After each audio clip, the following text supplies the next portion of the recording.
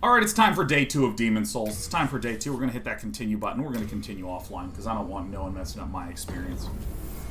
So, what we did last time is we did a lot of this first area. We started at the gates of Boletaria and we wandered around till we got to the Lord's Path, which is basically where we had to fight, goodness, all of you, the Phalanx demon, that was just made of ooze and opinions that are far too unjustifiably strong.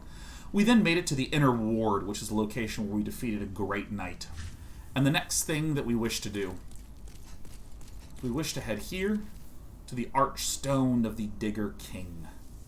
Before I do that, I think that I'm not going to upgrade this weapon yet. I'm going to keep hoarding my upgrading components until I can get a weapon that I think is one step above the longsword. I don't actually know what that would look like, but we've just left the gates of Boletaria into the beautiful smithing grounds where we are. Oh my god, it's just incredible. The longer sword? Yes. I think I'll probably save it for the longest sword.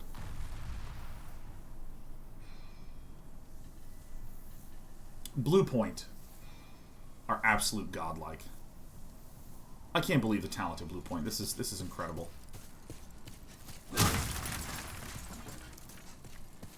So, we went here before. Oh, I meant to say, when we were in the gates of Boletaria, we saw that there was a mysterious door. Spent some time looking for that. We assume that this is a reconnection point here. Here, this guy, I can't remember what he does. Hello. Oh, that's right. So I'm going to go this way, because I feel like it.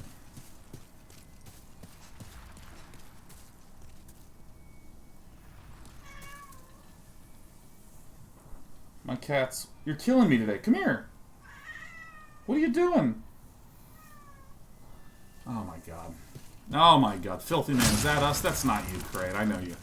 I know you shower. Soul of an unknown hero. So this is just... Good lord. Maybe there'll be some way for this to join together again.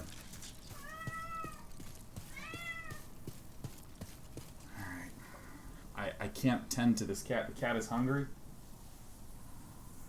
She's being a little butthead. She wants fresh food every hour.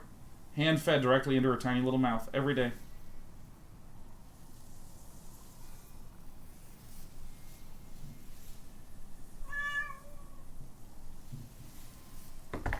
Oh. So it looks like that is just a supplementary way. Cat souls, says Captain Jankway. Oh, yeah, my little baby girls. Sweet, loud, and obnoxious.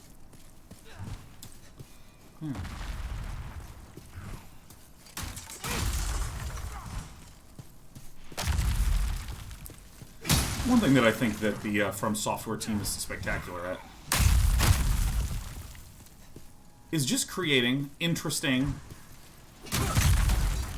different experiences. Oh shit, they do track to me. Alright, so it's not just the location, they're actually just hurling them.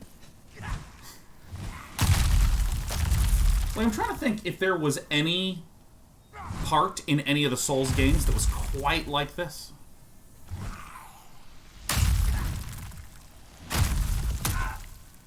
Oh shit, it can bounce? Okay. Ah, fuck. Alright. Alright. Oh, yeah, the ballistas. Machine Gun Man from Bloodborne. Yeah, like, this is a simpler version of some of those.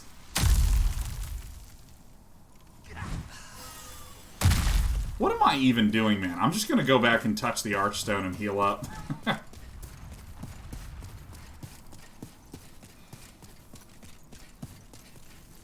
don't think I've even learned how to do magic attacks yet. Oh shit, I'm hitting the wrong button. I'm just eating my crescent moon things. Ah, whatever.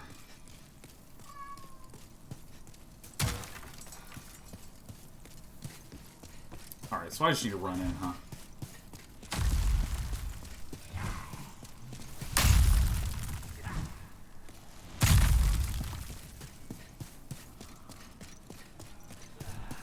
Brilliant. Alright.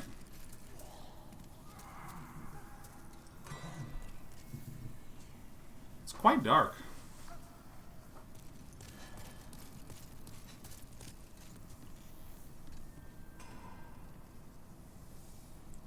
Oh, rad.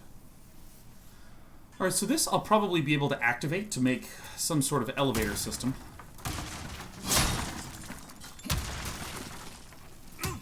God, I want to destroy every crate. If there's any secret behind any crate. Remember what says, is it Bloodborne, Demon Souls, Dark Souls, Demon Souls? Is that the game order? This is the very first one. This is Demon Souls. So it goes Demon Souls is the first one. And then it goes Dark Souls 1, Dark Souls 2, then I believe it's Bloodborne, Dark Souls 3, Sekiro, and then the Dark Soul, or Demon Souls Remaster.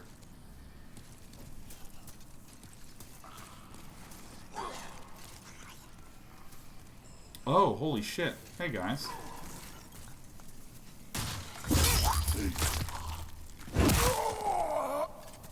Oh, what the hell? Should I not be stabbing these guys?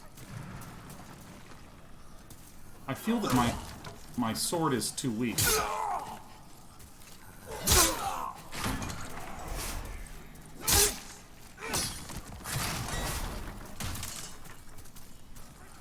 Stabbing innocent workers? Absolutely. It is the American way. And that follow-up slash is bad. It's this... I love this thrust attack. The range is really nice.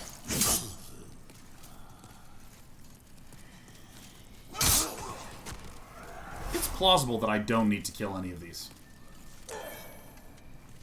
Spider Stone Shard. Okay.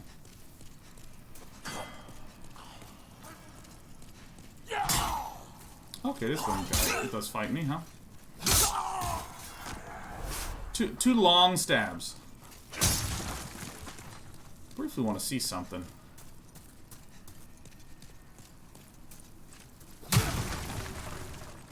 Do we give up on spear? I mean, it's right here. Yeah, I can try to stab him a little bit more if you want.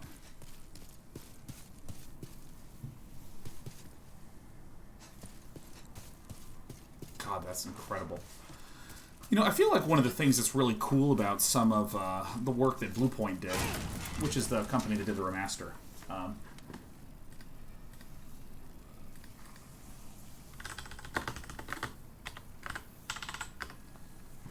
is that, like, we know that the design of Demon's Souls is good.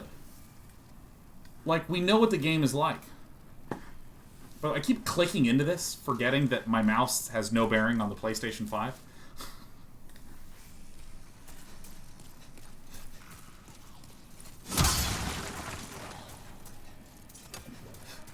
Alright, I'll do some spear stabbing for y'all.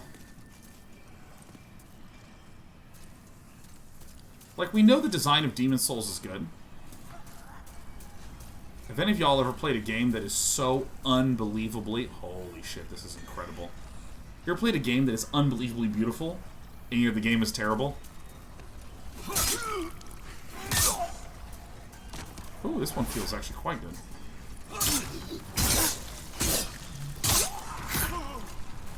Don't punch me.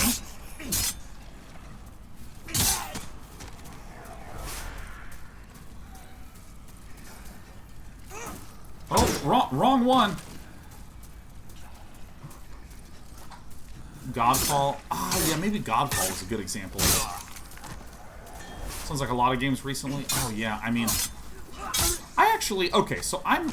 As someone that spent a substantial amount of time learning about machine learning... So my knowledge is locked in 2018.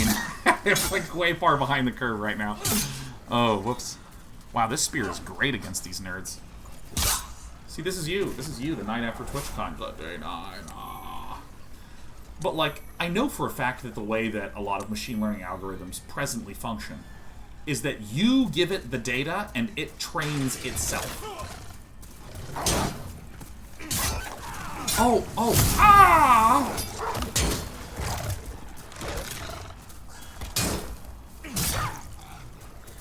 Oh, spears are great against dogs.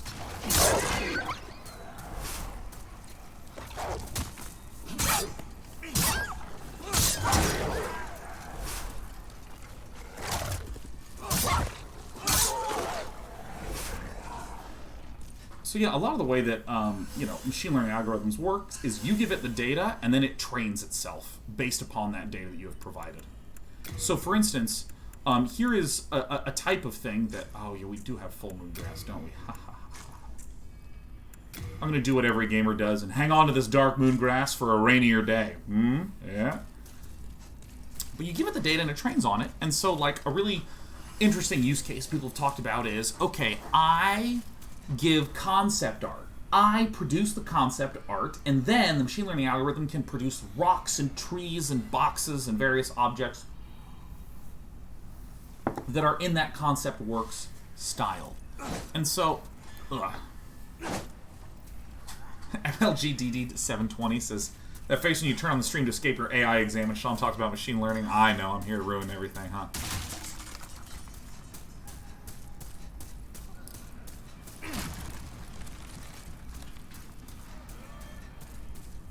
So, like, it doesn't mean that the input of an artist doesn't matter anymore and that humans are getting deleted from the loop. But rather, it's about, like, oh, okay, like, the tedious part. Oh, shit. What the fuck?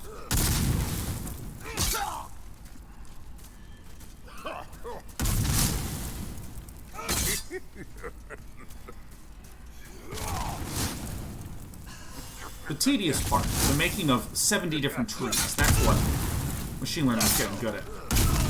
Oh, shit. I thought he'd get staggered, I messed up. That's death one. That's death one. So it's not that the there's nothing for humans to do anymore, some such thing, but rather it's like, oh hey, you get to get rid of the tedium and that sort of thing. But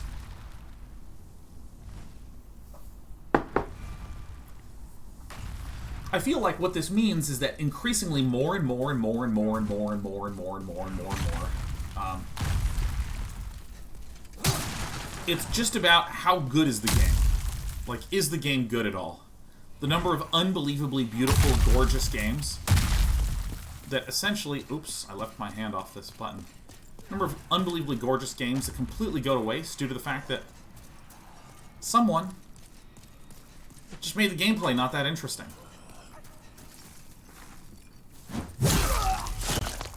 Wow, that's really good.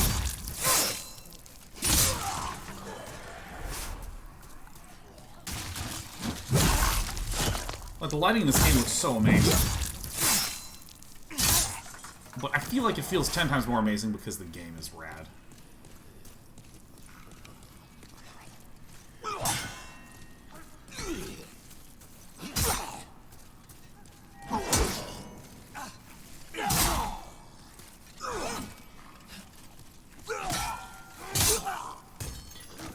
can't tell which one I like more. I think the spear is just incredible for these doggies.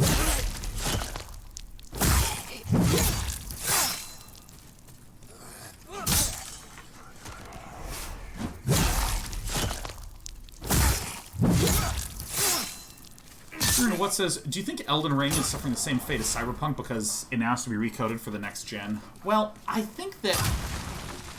I do not have any unique knowledge or insight into what was happening internally at CD Projekt Red.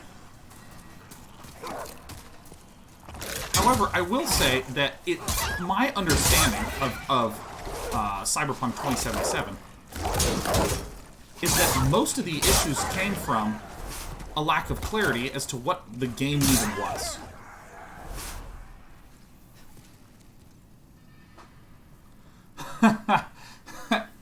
S1Ushi says, wow, you picked a great damage type for this area. I came here with blunt or strike damage the first time through and got wrecked. Yeah, I noticed, because I was holding this longsword, that, like, the nerds here, when I swiped, when I did this attack, like, was doing nothing. Like 10 damage, but when I did a thrust, it was incredible. And then someone just sort of offhand was like, you have a spear? And I'm like, yeah, I got one right here. And she pulled it out. But anyways, so I want to note something that's really incredible here. If you say 69, if you're like, alright, let's work on a Souls-like game. If you know what the combat's like, actually, let me do a way simpler example. This is a way simpler example to make my point about Cyberpunk. Simple example: if I am playing Magic the Gathering, played it for a while, I really like it. 2 years in, as a pretty hardcore standard player, and someone comes up to me and says, "Sean, make me 10 cards." Perfect. I can actually probably do a pretty good job making some cards. I'm not saying I'm going to do it perfectly. I can do a pretty good job. Because I know what the game is. The hard part is, holy shit! The hard part would be come up with a completely different set of rules for a card game and make that good. You know, it's kind of a running joke about the number of pro players in Magic that went off to make their own card game, to try to take the lessons from Magic the Gathering and redo it, and I'm not going to make those mistakes, I'm not going to have those problems like Mana Screw from Magic, and they make it and the game is flat and boring and sucks and no one plays it and it dies. Right? In other words, if you know what the sort of core underlying foundation of the game is, which in this case would be, oh shit, which in this case would be the core rules of Magic the Gathering. If you know those, you know how a mana system works, you know how card draw works, you know how card advantage works, you know how different deck archetypes that were overpowered or not. This can really help you with making elements on top of it. And this is, I think, something noteworthy when you look at the From Software games. There's a core to how the combat in a Souls game functions, to overall feelings of the aesthetic, to the zone design in Dark Souls, where if you look at Demon Souls 2009, Dark Souls 2011, that was a 2-year period in which they made a game that had over, that was 26 bosses, I think, is in Dark Souls 1. There's like 20 different zones. There's like Undead Burg, Undead Parish, the Garden, the second part of the Garden, there is the Sen's Fortress, Blighttown, New Londo Ruins, Anor some more shit. I can just list them off. There's a bunch of these areas. There's like well over 100 different monsters, tons of different weapons with different attack types. Like, you can just see how fucking much content is in that damn game. It is like one of the most content-rich games I have ever seen ever. Made in 2 years. Meanwhile, Marvel's Avengers, which I think the budget on that just looks insane, has like 15 different types of enemies and not a lot of content. It feels kind of like... You know. And I'm not saying From Software, really great. Marvel Avengers people, really bad, really dumb. What I'm trying to instead highlight is that if you know what the core thing in the game is, for instance, in a Souls game, if you know what the combat is, and you know kind of how the enemy design is going to work, it like is a structural thing, you kind of know how the zone design is going to work, it can be pretty straightforward to start adding content and have a high probability that you get to keep it. Add more content, you have a high probability you get to keep it. Add more content, you have a high probability you get to keep it. So you can churn out a shitload of content. And then if you're someone, hey, Prototexel, gifting 5 subs on our wonderful rant about development. Whereas if you don't know how the game is going to work, really, imagine, for instance, if you could not decide... Oh, shit. Give me my fucking souls.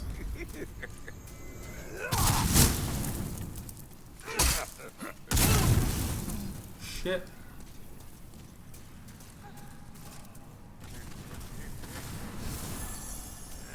If you didn't know if you were going to have Souls-style combat, or whether you're going to have... What the fuck is this guy, man? If you don't know that you were going to have Souls-style combat, or whether you were going to have Bayonetta-style combat. Meow! Ah! Prototex is normally a VOD viewer, but as an artist on this game, I'm absolutely stoked to watch you experience the content I helped create. Holy fucking shit, Prototexel! We were literally bringing up this entire discourse to talk about how fucking good you people at Blue Point are. Holy shit. Everybody, Blue Point's in the house. Hell yes.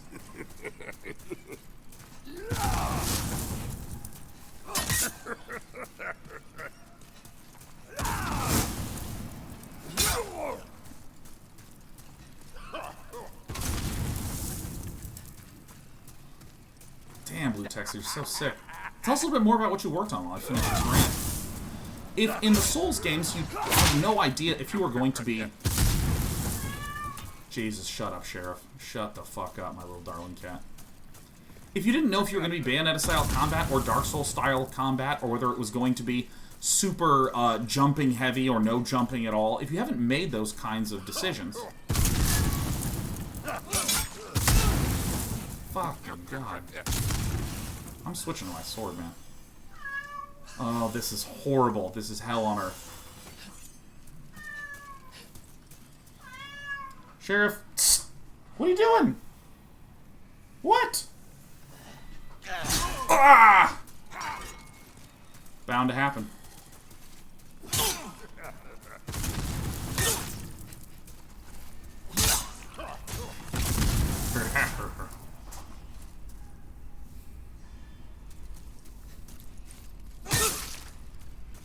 Come on out.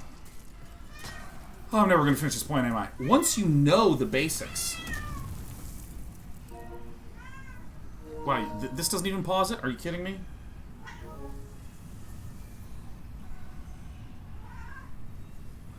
This fucking cat. This fucking cat. This fucking cat. Oh! There you are, finally. I thought maybe you'd never come.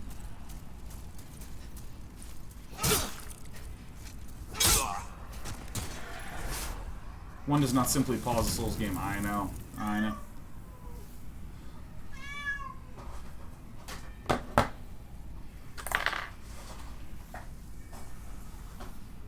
Come here. No. Nope. It's the Cat Castle Express. We're going to the Cat Castle. We're putting you down. We're rubbing you. We're rubbing your tongue. Come on, flip over. Okay, we flipped over. Good. My cat is very loosely trained. She responds to her name, and when I do this, she flips over for tummy time. What a good cat. Oh, we're happy. Oh, we're a very happy girl. Alright, that's good enough. Holy shit, good lord, oh my gosh. I feel like this is true with tons of different realms of work. If you know what it is that you're trying to do,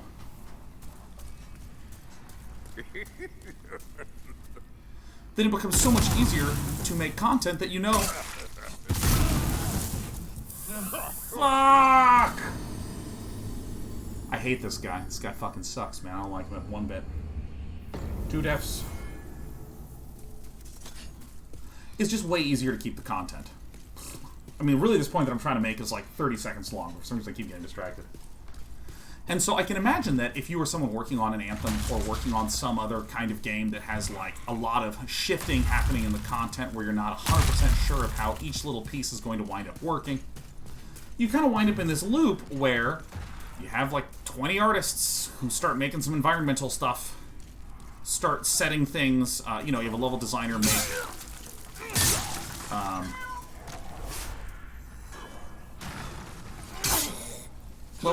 some level designers kind of gray box some stuff out. 20 environment artists then start going to town trying to make it beautiful. And then you gotta throw it all out again. And you gotta remake it, then you gotta remake it, then you gotta remake it. And then you gotta throw it out again, and then you gotta throw it out again, and you gotta throw it out again, right? Like you wind up in this loop where there's just tons of work that keeps getting tossed away.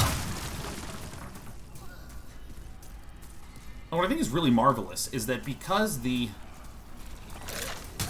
game is known,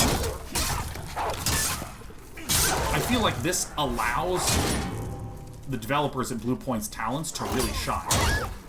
Because it means that they can work very efficiently. They can work on this area and know that the layout of this area is not going to change at all. And Prototexel, this is kind of one of the fortunate things that about having you come in right at this time, because I wanted to ask, like, you know, how different this is working on this project versus, like, you know, a game that is not completed. Oh, fuck, I can't help but keep hearing... I think the enemy got the point every time he does the lunge attack. Yeah.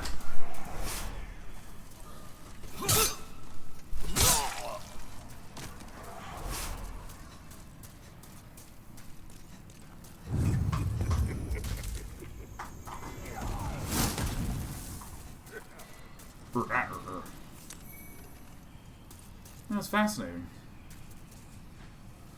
You Purified on Harness's grinding gear does a thing where they tuck the asset away to use for later. Yeah, I thought that was fascinating. Where they make content that they don't have a plan for. The artists are just constantly making stuff. Seems like fascinating. Oh my god, my queen. Thank you. Oh my god, she's been very, very vocal.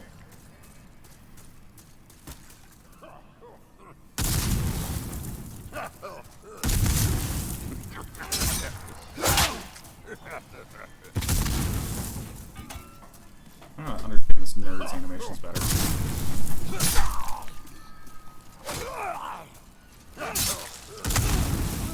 It's that one. It's that fucking attack right there that just owns me. Where's my full moon grass? Crickety crack.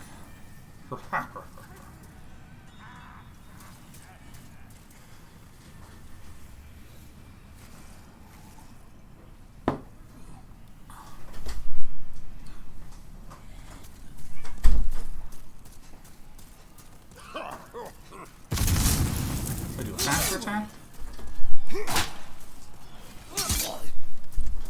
Yeah.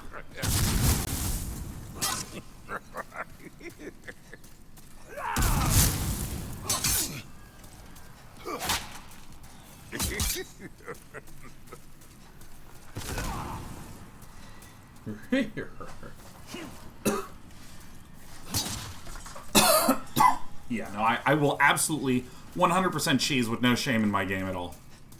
Just have to make sure this guy doesn't get me. Oh my god, I dodged.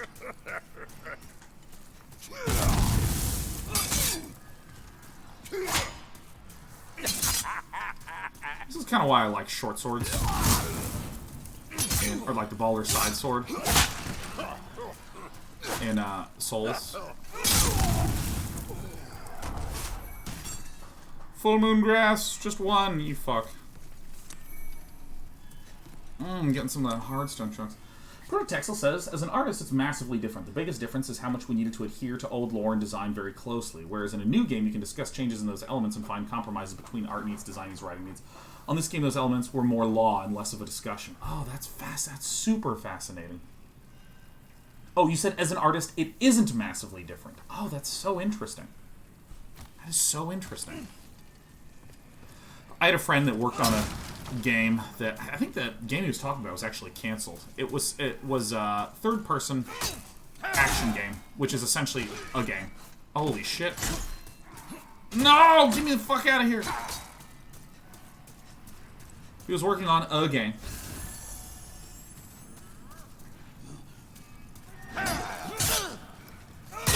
And he was on the environment art team, and they were like, okay, we're pretty sure we're going to be, like, in a jungle world, we think, as sort of the main area, so make a lot of jungle assets. And then, like, 3-4 months later, the directors were like, alright, we're no longer going to have any jungle content at all. He said that, like, on the project, 90% of the finished assets he created were just dumped in the bin. It sounded harrowing.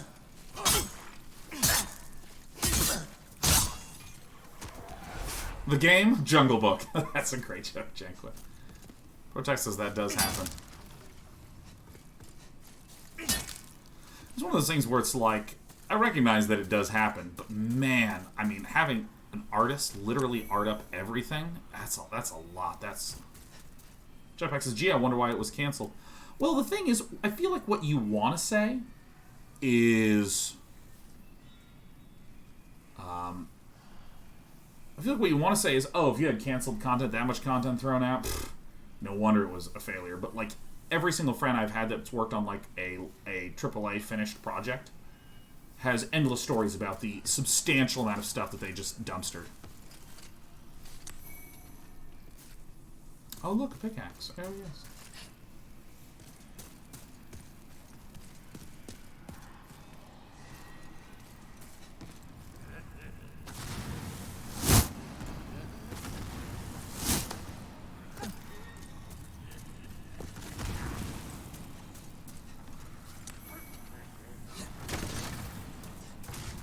Alright, great. Back down.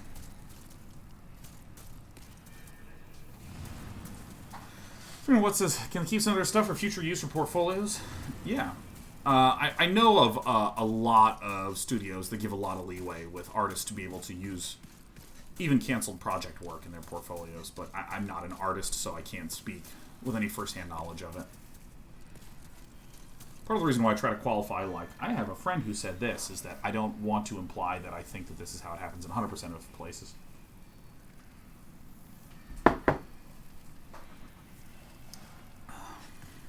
But I mean, typically, yeah, if you're doing art, especially in the state of California. Oh, hello. If you're doing art and you were being paid while you were doing the art, the person who paid for it owns it.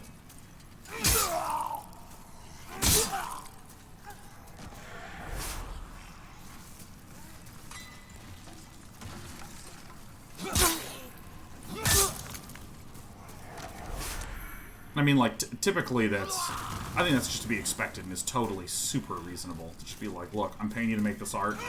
You can reference it in your portfolio, but you can't do anything with it. Dimmander Bear says, Dana, do you do any classic art yourself at home, such as drawing, playing music? I tap on my desk, and I do a lot of programming. And I consider my programming stuff to be my my creative time. Or maybe not creative time, but like my fiddling time. Oh, I ran out of... Oh! Ah!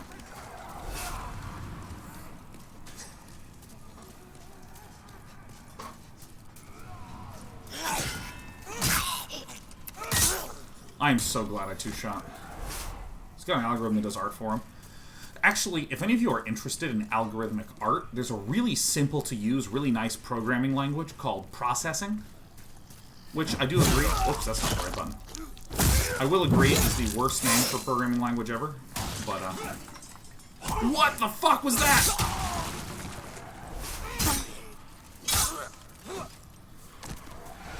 Or if you've ever wanted to do, like, chipset programming, like an Arduino is just, like, a great hobbyist tool. Go is the worst name? Ooh, that one's terrible. You're totally right. Maddie's Fatty says, when you are programming, are you a messy and clean it up later style, or a organization and comment OCD style? So I don't like comments, just broadly speaking, because I feel like comments feel great until you start editing your code, and then you go back and your comments are just lies.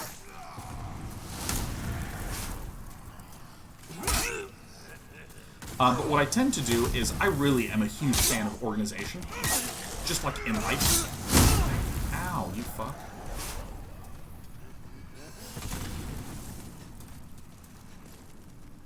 So I like to do make it work. Oh Jesus, make it work first, and then second, kind of go back and clean it up once it works and it feels good.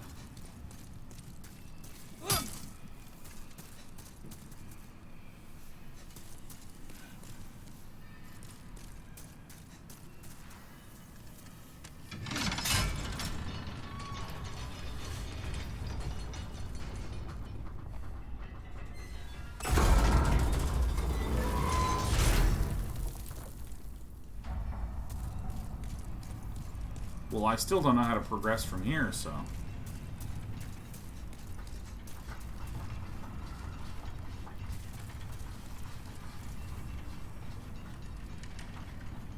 I wonder if I go back where I came from. I'm a big fan of functional organization because I was... When I first started coding... I mean, I've been coding for a very long time. When I was a child... like learning like QBasic shit. I was just like la la la, like every variable name was A, B, C, D, E, F, G, you know, because like I know what it is, and I had variables named X and XX and XXX, you know, just like really stuff that's just appalling. QBasic, hell yeah, oh yeah, motherfucker, I love go to. That's my favorite command. Go here, go to here, go to here.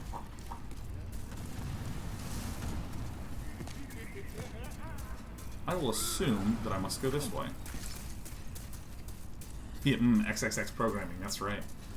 Shutter, go to. Oh yeah. So good, so sweet. So what wound up happening as I got older is I started to learn about good coding practice. So then I went insane, like, I'm going to make the best coding practices fucking ever. You guys are going to lose your mind at... Oh, okay, I was wrong. This is not it. You guys are going to be, like, so blown away how fucking good my fucking programming practice is going to be so sick. What happened is that my coding slowed down to a crawl, and when I had to go back and change those blocks of code, I found that it wasn't letting me do anything any faster. And so I sort of am... I do something a little bit in between, where I do a kind of quick and dirty, stop, do a reasonable refactor, and I try not to overly think about the future. Because I just don't want to be one of those people that's like, my code base is super flexible and extensible. Hey, Sean, what about this change? And then I go, give me 6 weeks to figure out how to integrate that into my code that's flexible and extensible. You know, like...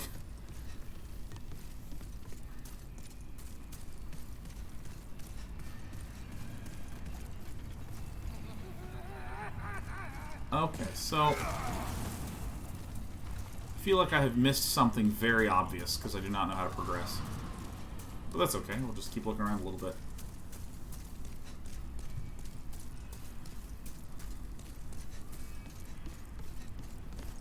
Oh yeah, I have a run button. Math for Origami feels too real, spoken like a true coder. Oh, I know, it's just that, like... Flexibility is the greatest, which is why I never write any code and sit there agonizing over how to make everything flexible. I'm like, but doesn't that make it inflexible? And they're like, no.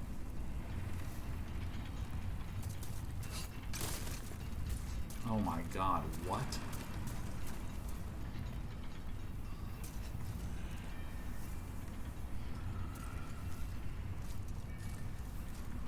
Aha! Got it. You know, this reminds me... Oh, is there a nerd here?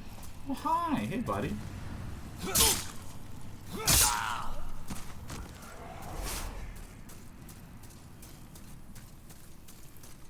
reminds me of the Cathedral of the Deep in Dark Souls 3 that had a puzzle just like this. Well, not a puzzle, but like an architecture just like this, where you walk out here, and by the way, this is like expectation, or not expectation, what's the word for it? I know there's a word for what I'm trying to say, but it's like, ooh, I go out here. Look, there's a dude right there. Focus on this. Oh no, I guess I just dropped down. And the answer is like, dude, just turn the corner.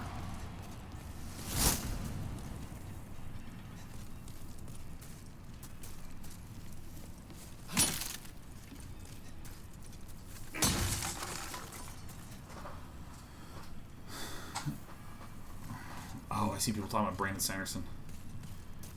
Absolutely love Brandon Sanderson's content. And, you know, it's kind of funny. I don't even mean necessarily his books, although I do like his books. I mean, like, the work that Brandon Sanderson does on his Writing Excuses podcast, his annual State of My Projects write-up. Traverse the White Light.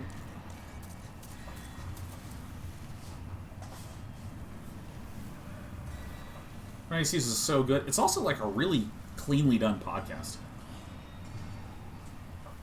I also need more water.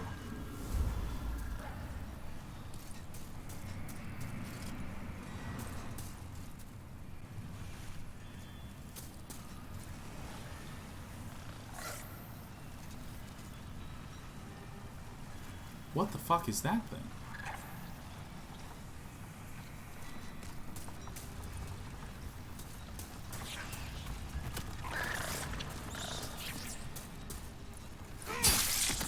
Turn slowly, you get stabbed.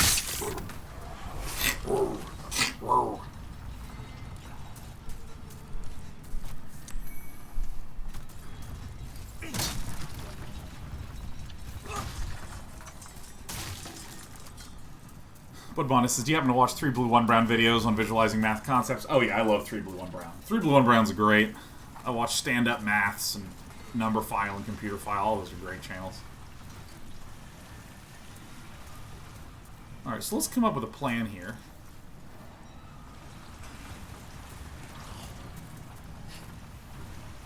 So I see this path. Plus doesn't go anywhere at all.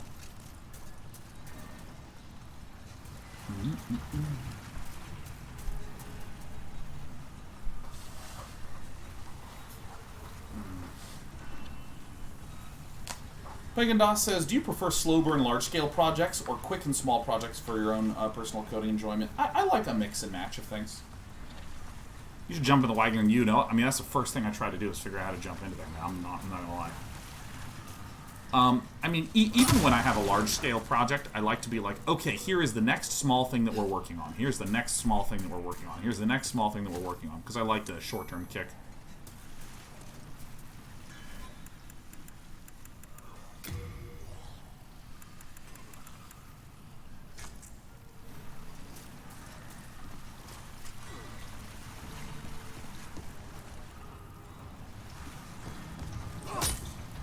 Ooh, I love this from Anami Mouse. Oh my god, that's a great piece of advice. It's coding advice from Jason's story.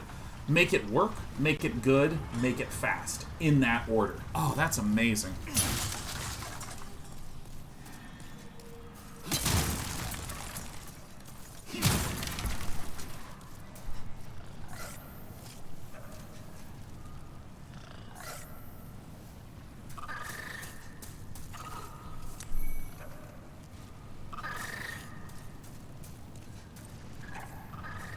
Oh shit, that's some good looking lava.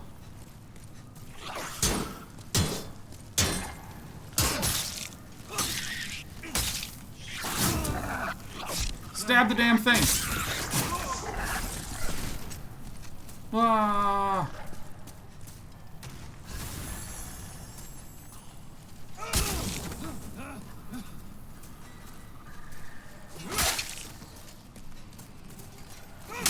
Dude, this thrusting is really nice.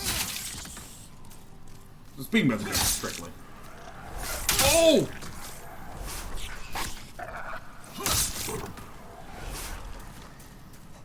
Da da da da da da.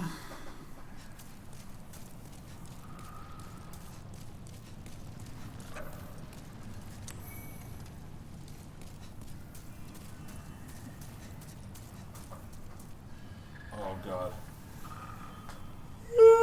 Why am I so tired? It's probably because I'm dehydrated. I should definitely go take care of that.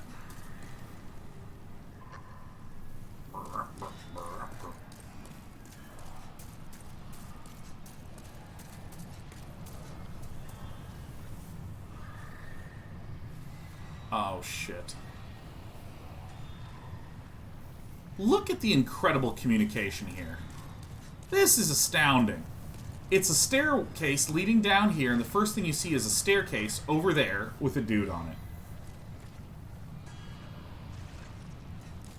Oh my god, it's incroyablement.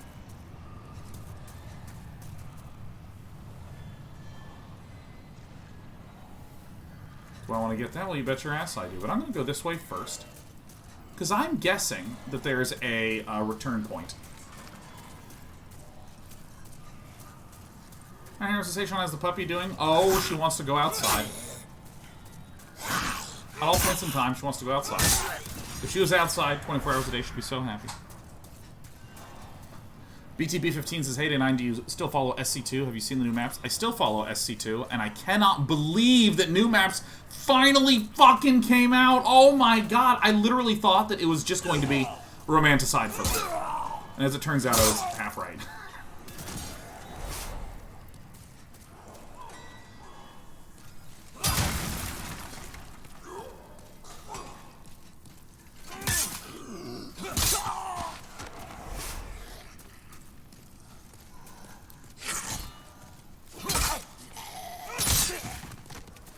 You know, for as much as people talk about RTS games like StarCraft and Age of Empires don't patch in the same way that League and Dota and TFT and other modern games do, the truth is, patching in an RTS is actually about changing the maps, less about changing the pieces. And that's the way that they have been, quote-unquote, patched in the past.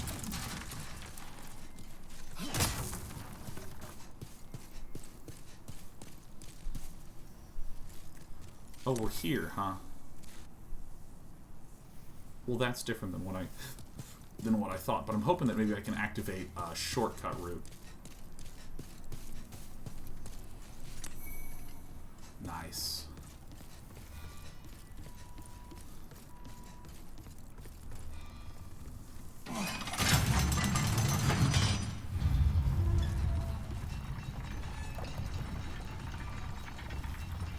Oh, we're definitely going to die on this.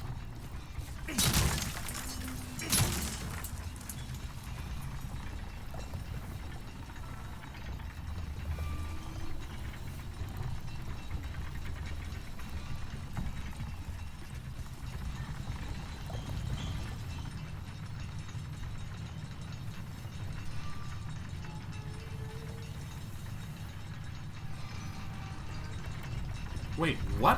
Where are we? What is this room?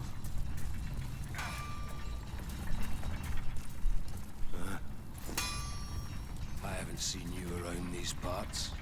Oh my god, what is this? What does it matter? You need a blacksmith? Show me your steel. If not, head straight for the door. Well, anyways, in RTS games, really the updating of the game comes in the form of maps, where you sometimes wind up with closer distances between bases, easier access to certain types of resources, yada yada yada. And so there's been this period of time where, you know, a lot of the StarCraft 2 team have departed, and people were sort of like, okay, but, you know, you're at least going to update the maps, right? And I mean, like, we had the same maps in SC2 for, like, ages. And then they did an update, and it looks like they have, like, a few new maps. I'm busy. I'm not forging a web or a transport. Alright, what can you upgrade?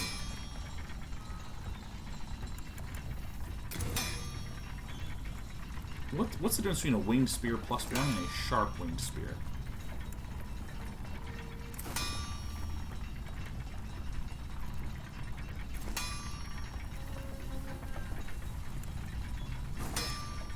What is the difference between a winged spear and a sharp winged spear? People say scaling. But I mean, like, that literally doesn't tell me a goddamn thing. So let me actually ask concretely. What is the difference between a winged spear and a sharp winged spear? Is it that one of them is a dexterity-based scaling, one of them is a strength-based scaling? Physical attack. E and D, so this is a E and C. So sharp is dex-based scaling. I don't actually have the required materials. I'll just do this. Yeah. Oh, I require 6. Okay, cool. All done. And be gone. Let me do my work. Oh my god. Renowned aerosol.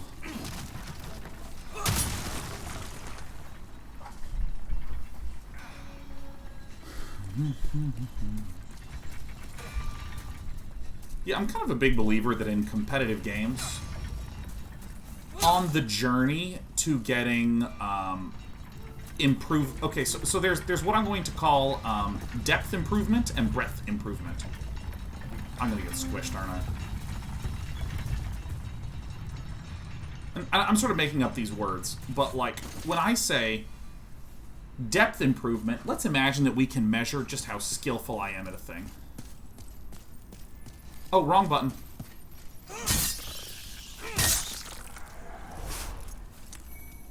Oh yeah.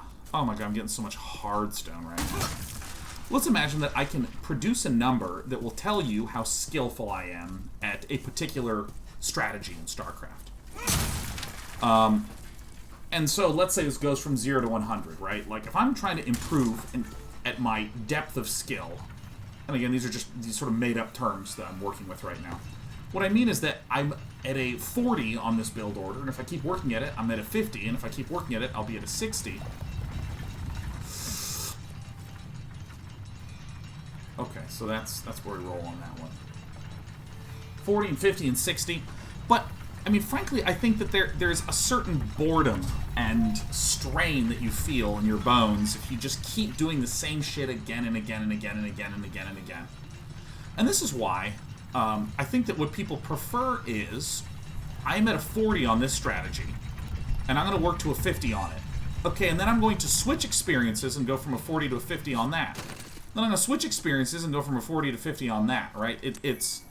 This is the equivalent of, in Dota, I have this hero, and I'm improving at it. Actually, I'm done playing this hero. I'm going to play this other hero. I'm going to keep improving at it, you know?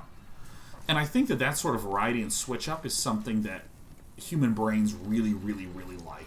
Where it's similar, I'm still in lane, last hitting and stuff, but, like, I'm a different hero, and I have some different abilities. And I'm against different heroes, and those have different abilities, and that sort of thing. So I think that if you're ever in a situation, because I mean, like, people my whole life have talked about how StarCraft 1 never patched ever.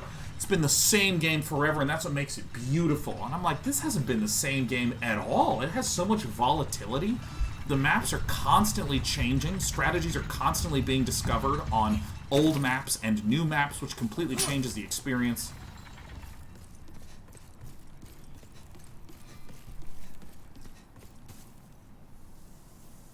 Maddie's Facts, this is probably why people want you to switch up your Civ and AoE 2 so much. Yeah. But, I still don't even know what half the units do. I remember when people were just like, build champions. And I'm like, I don't know what a champion is. I heard you go, brrr. So now that I've done that, I'm gonna do this shit here.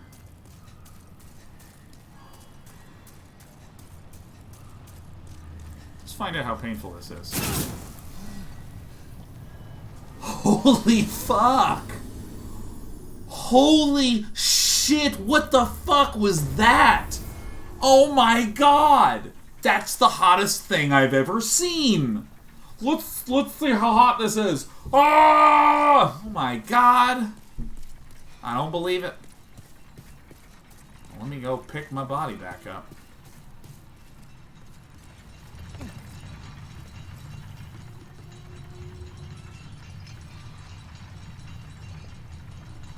I will say, something that is really, really surprising to me about playing this game is that I think that one of the things that the Souls games are famous for doing a lot of is relinking points, right?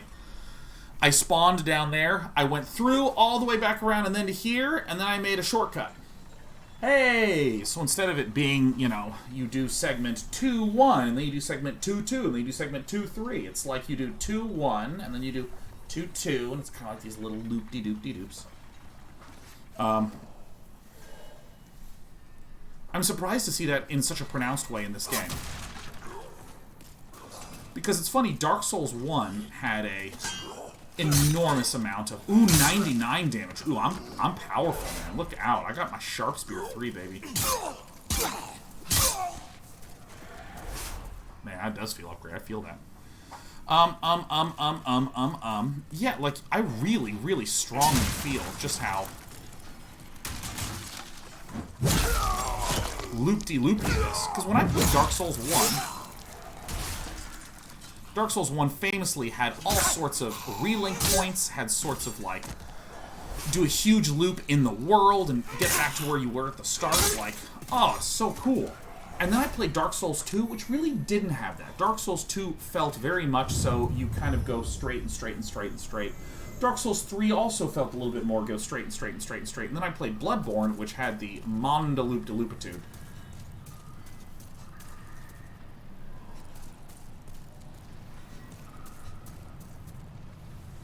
I wonder how the fuck you get over there. Well, whatever.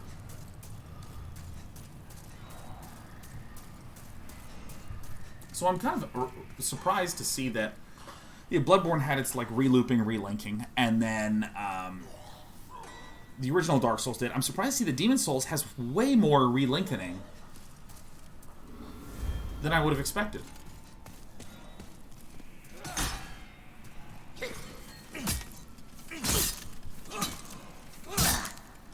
don't know why it's so hard to hit shit.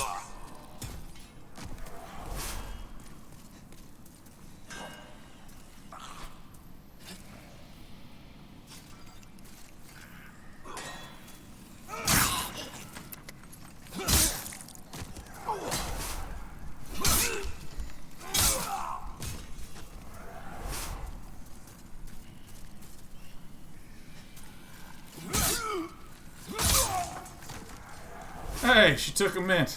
Thank you warmly.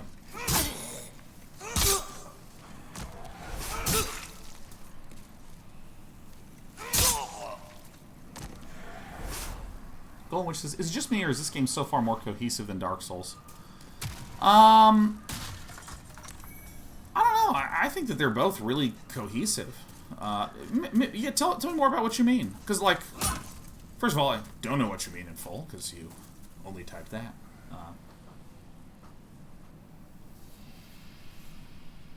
Oh, yeah. But at first blush, I'm just like, yeah, no, I think they're very, very cohesive. But Money says, I've heard that the reason they strayed away from the loopy level design Dark Souls 2 and 3 was because it's much harder and more expensive to make the design work, so you end up with less game content overall for more costs. It also apparently makes exploring new ideas really difficult with that constraint.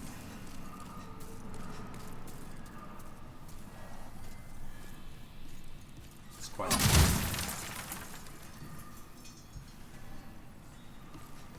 Where are we?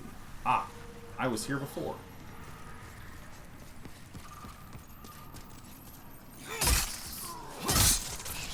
Got him. Ah! Ah! Ah!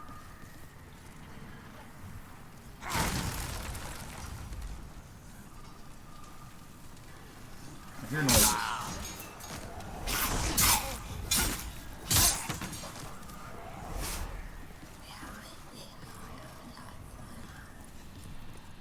I will go this way. Oh, this fucking game.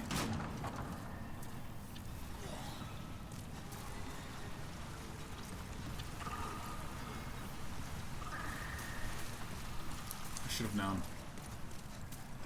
Should have known. Where's my CMGs? Yeah, I mean, the sort of loopy, self-referential level design type stuff, it seems like it would absolutely be, just like in a very simple analysis sense, well, of course it's going to be more difficult to do than just being able to layer stuff out however the hell you want. Like, of course. What rings are we currently wearing? We are wearing Herculean Strength and the Cling Ring.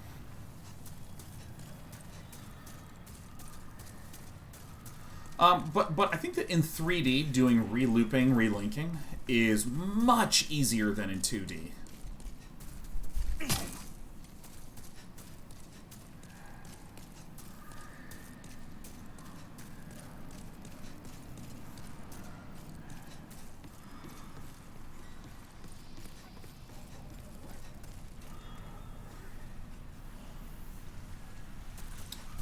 That just feels terrible.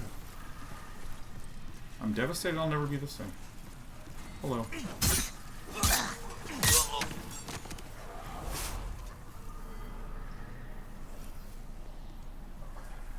Oh, there they are.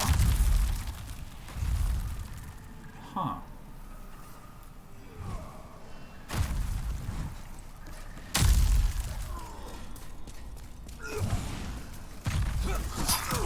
Holy shit.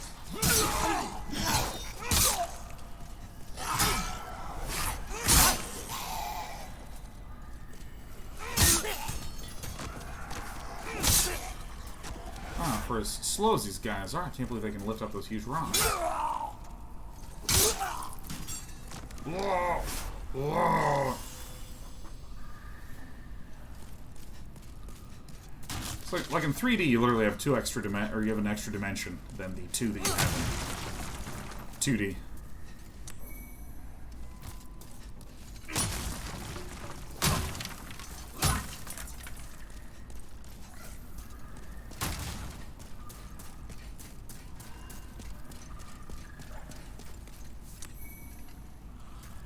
Can I do anything over here?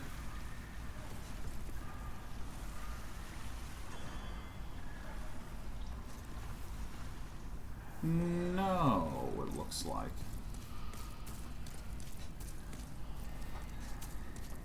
Man, I've been having this crick in my neck that I just can't quite get to go away. And it's one of those cricks where I can't tell Uh-oh. I didn't exactly mean to go here, but, you know, I'm here now. How do we even jump in this game? Yeah, but I have one of those crickets in my neck where I can't tell if I need to stretch it more or whether I need to leave it alone more. You know what I mean? Oh yeah, we've got Barney right here, man. We're going down.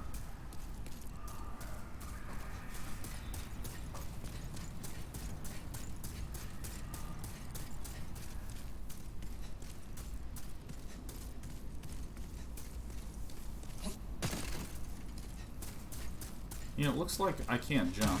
I'm doing everything I can to jump.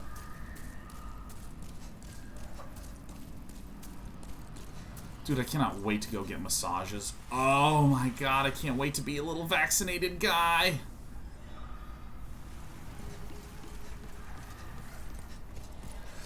One thing I think that From Software is really great at, that has been accentuated brilliantly by the absolute kings and queens of Bluepoint, is there's just a lot of variety in relatively simple designs, right? Like, really, if you're looking, I'm sort of just kind of spiraling up like this. But like that little wind, or not windmill, the water mill here, I guess it's just a mill. This lava pit here, it's just like a little visual variety that just makes each area feel pointedly different. He says, do you know that Dodger Stadium is super empty right now and giving out vaccines to people who normally wouldn't qualify? As a result, 3 of my coworkers got their vaccines this week there. Wait, Toasty, first of all, you live in LA? Oh, dude, Toasty, we need to do a day-nights LA meetup now, because I'm in LA now as well. And not far from Dodger Stadium, because I'm downtown. But I got my vaccine in much the same way.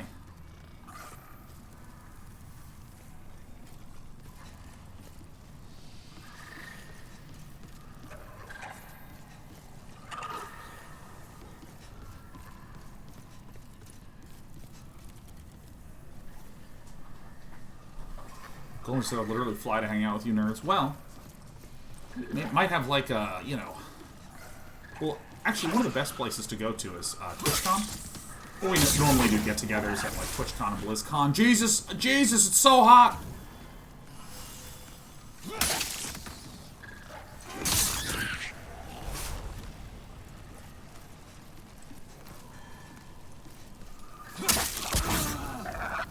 God, they're just so hot.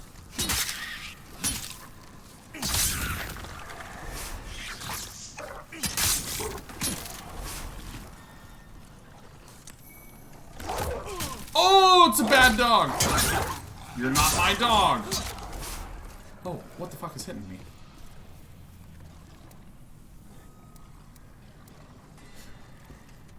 Boop. Anoko's secret. I love you too. We're gonna just do a full day-night con. I don't even know if I'm that interesting, to be honest.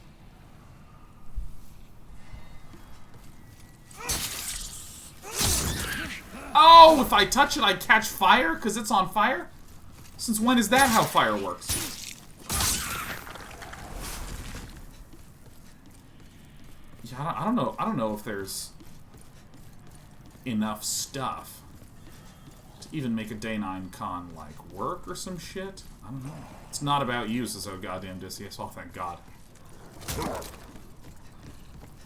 What a nightmare that would be. Golden Witch says, y'all are so manipulative, I love it.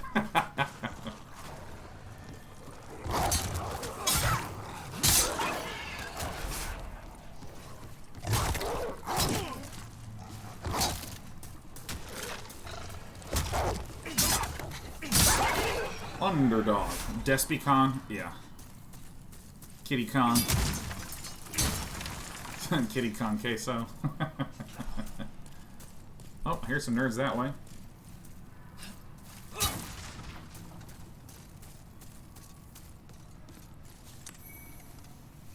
Ed's sharpening stone. Where's my sharpening stone? What is it? It's my Scottish accent. It's very good, I recognize. When I get to the next traversal of the white light, I'm going to stand up and use the restroom real quick. Get some water. Hi, Ed. This game looks so good, dude. It looks so good. Like,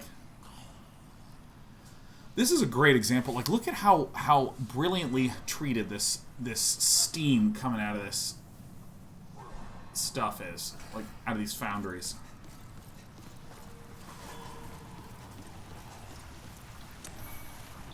Okay, so cool. So here's where, over there's where I fell down.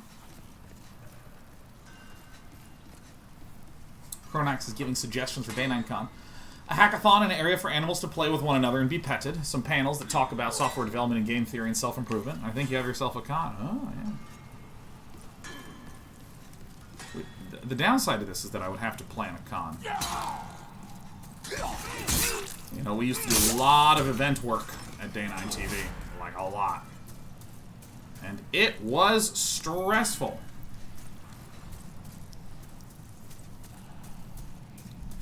I think I learned that I didn't like event planning. Like, I knew it was stressful, but one of the best days of my life is when there was an event that I was doing as work for someone. Oh, you don't get staggered? Okay. And we were trying to plan it, and things were not working out. We were low on time, and they went, hey, guys, we unfortunately are going to have to cancel this event. And that's one of the best days of my entire life. I was just like, holy shit. I mean, like, I went out and got drunk. I was like, fuck yeah, I'm not planning that event. Where is the handle? There we go.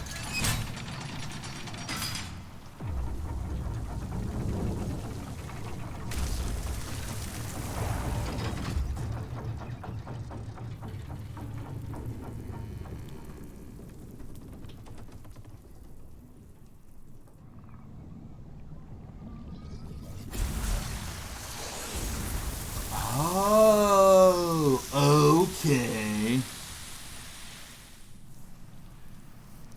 Josh says, I can see Day 9 being a loud drunk. I have a good variability.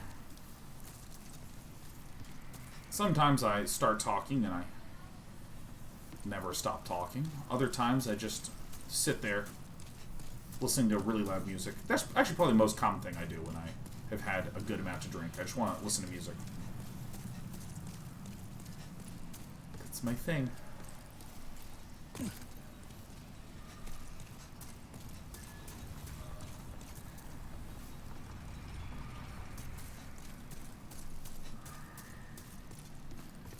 What kind of music? You know, Psych Cake, I gotta be honest, a lot of the music I've been listening to have just not... I have not found good new music in a while.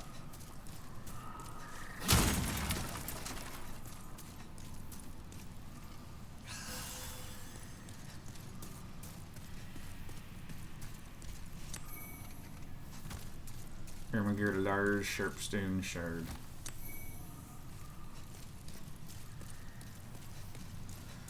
But again, I just want to briefly note that this is again one of those moments where, like, oh, poison resistance ring, very cool.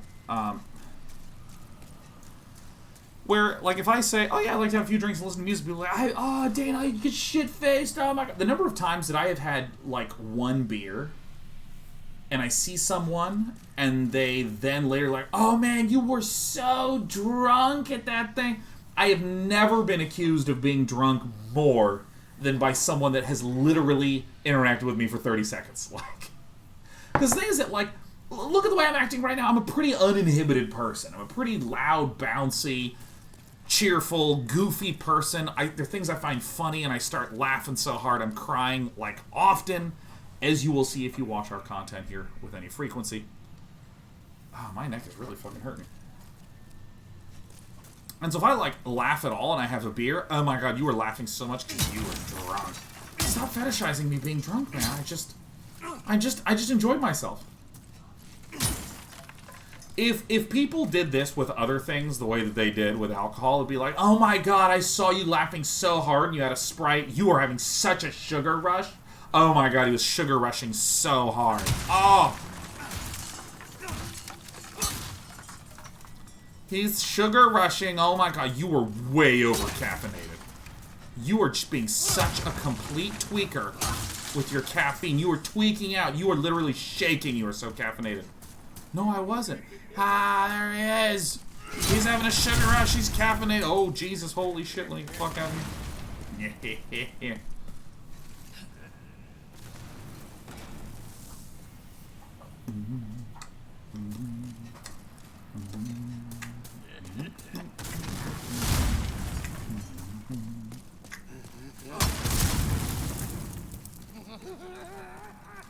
Oh, look, it's you. Ow, fuck.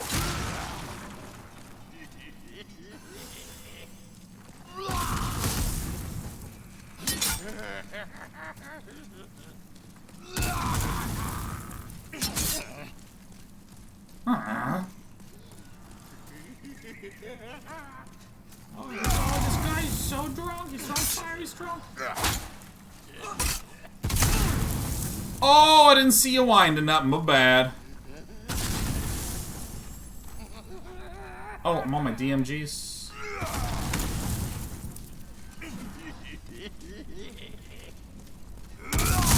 Oh! Fine, I'm gonna fucking have my grass up here.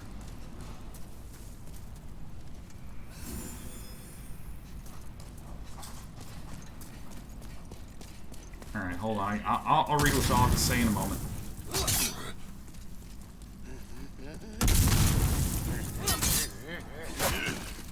You know, the more I play Dark Souls, the more I feel like lock-on is a crutch.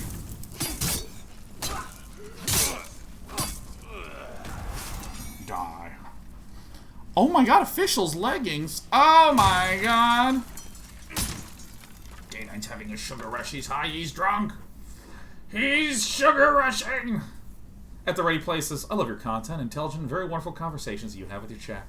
I absolutely love it. Freaking fantastic. Keep up your great work. Hey, thanks at the Ready Place. Thanks for the one gifted sub to our good friend, Revisionalada. What? Oh, it was broken over 2 lines. I see. Provisional idiot. I was like, Revisionalidot? Provisional idiot. I see now. Ah, text wrapping. Aha. I'm going to use the restroom. I'm going to get water. I'm going to get coffee. I'm going to kiss Sheriff. I'm going to tell her she's too loud. I'm going to pet Desper. I'm going to look at Cece and say she's a good dog. I'm going to high-five my wife. Give me a minute.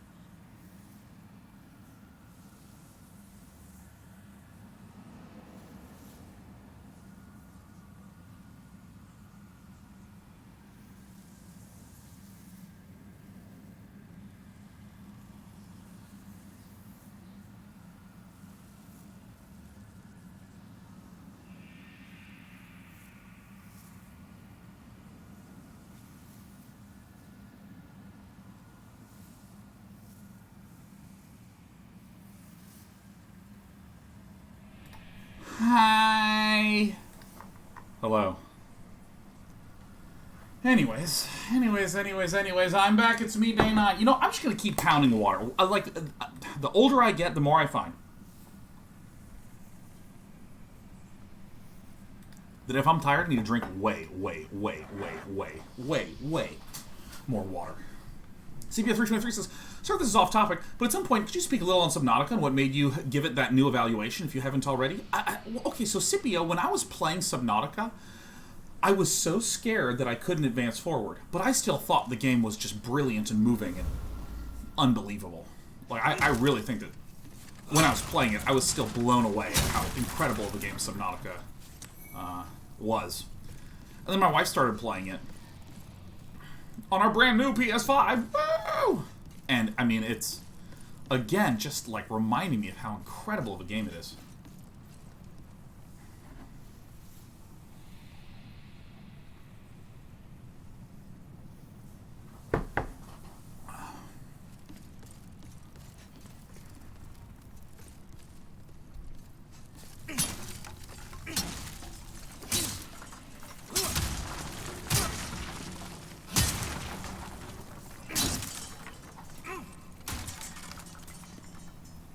Uh-oh.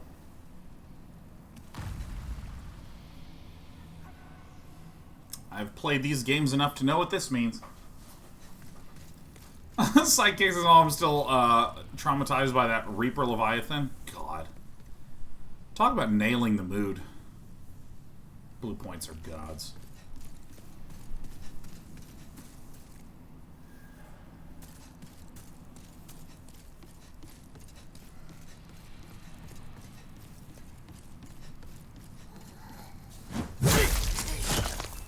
Oh, shit. See you later, alligator.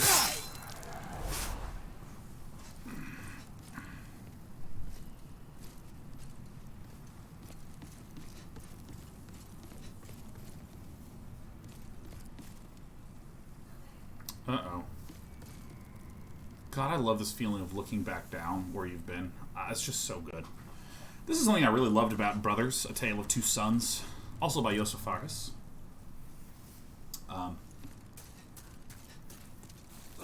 The feeling of being able to look down and get a sense of place and scale. Really incredible.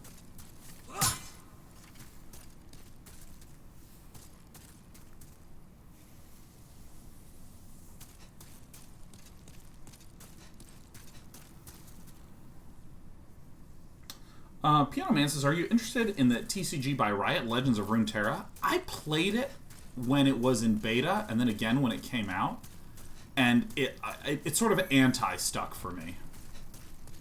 I played it, and I actually extraordinarily did not like a lot of the gameplay.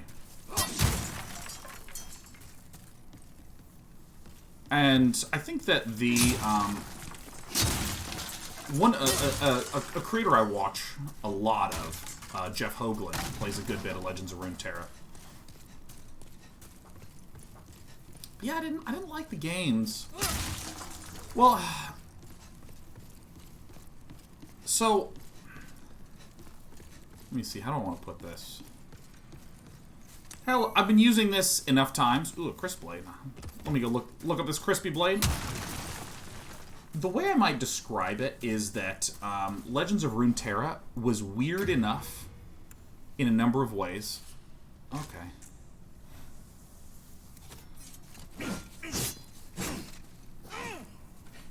Wow, I kind of like how this one plays. This is a D and E scaling weapon. What is that third attribute? Oh, it deals magical damage. I'm never going to equip this ever. Alright, let's get that longsword out.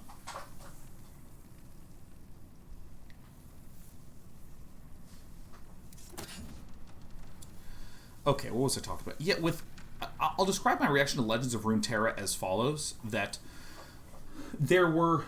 So first, there were lots and lots and lots of small trip-ups as I was playing. Lots of moments where I went, wait, what?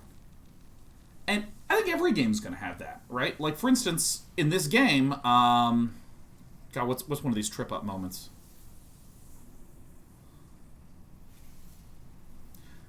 I'm trying to think of like an actual system trip-up moment as opposed to a content trip-up moment. A content trip-up moment might be something like a dude is going like, yeah! And then you stab him, and his shield blocks it even though he's holding it up in the air. And you're just like, what the fuck? I'm trying to think of like a more system trip-up-y sort of thing. I'm not going to do any analog or any analogy. I'll just say it straight up. In Legends of Runeterra, there is an ability called Frostbite. And Frostbite causes someone's attack to be 0 for a turn. And I go, okay, like I think I sort of see what you're going for. Like your fingers they're frostbitten, so you can't wield your weapon. Okay, all right, right. So there's a word, Frostbite, that sort of communicates a mechanic in the game. Then there is something called stun. Now, in every game that I've played where there's a stun, if an enemy is stunned, it means they can't move, attack, do anything, and you get to beat the shit out of them. In Legends of Runeterra, stun means remove that from combat. So it's sort of like, okay. There's another mechanic, elusive, right? And an elusive creature can't be blocked except by other things with elusive. And, like, again, I'm not confused about what that statement that I just said means, but in its implementation, there were, like, shadowy assassins that had the elusive keyword, as well as flying birds that had the elusive keyword. And so I was like, wait a minute, this elusive stealth assassin can be blocked by this elusive bird? Like, for instance, flying is a much clearer implementation of that concept. This creature with flying can only be blocked by other creatures with flying. Because if they don't, they just fly over it, right? And that, it communicates exactly how it works right away. Stun is an example of something that my pre-existing intuition aligns incorrectly with the game. Elusive functions in a way that makes me kind of go, wait, what? Frostbite is an example of a mechanic that I go, oh, okay, cool. So Frostbite is not necessarily the equivalent, or is not one of those trip-ups, but all the other ones were like lots of trip-ups. Lots and lots and lots of trip-ups. Kale says, what would you use in place of elusive? I would use flying.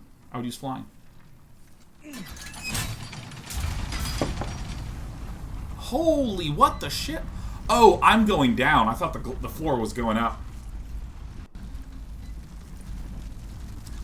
And so, that, like, I would say that every turn or every other turn, Mogget says, it sounds like a lot of your issues are with the terminology decisions. No, I meant pretty accurately what I said, which was, there's a lot of confusions, little trip-ups, wait, what? And I just happened to be bringing up terminology at first. Some other non-terminology examples would be things like, you can only have 6 creatures out at once. Okay. Alright.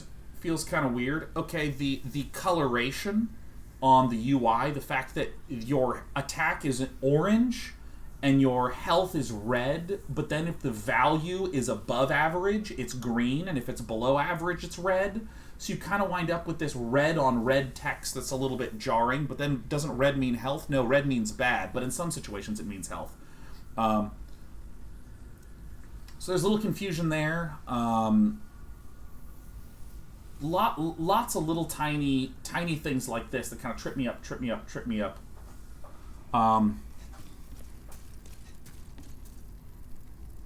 What does this do? Is this appears to be mobile? Okay.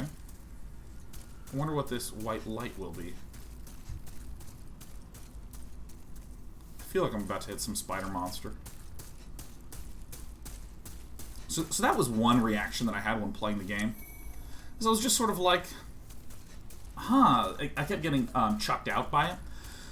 I think that another category of things that got to me, again, just about the very initial launch of Runeterra, I haven't played it in, like, since then, so it's maybe a year and a half, 2 years. Another thing that got me about Runeterra was the fact that it felt like it was strictly a subset of Hearthstone or Magic. So, for instance, when I played Magic my whole life, and then Hearthstone came out. And Hearthstone has these cool new mechanics like spell damage. It has persistent health. It has these hero powers. It has this idea of copying cards in your deck. I'd never seen. You can't copy a card in Magic and hide it from the other person. Like, because I'd just be like, I'm going to copy, incidentally, exactly what I fucking needed, but I'm not going to show you till it happens. You can do this in Hearthstone. So, when I played Hearthstone, it was not just that it appeared to try to simplify some stuff from Magic. It added a shitload of new things I'd never seen anywhere before. And when I played Legends of Runeterra, what I felt like was I had played all of this before.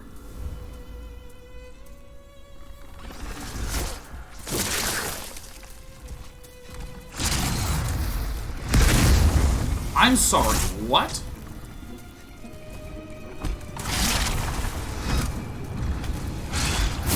Holy shit.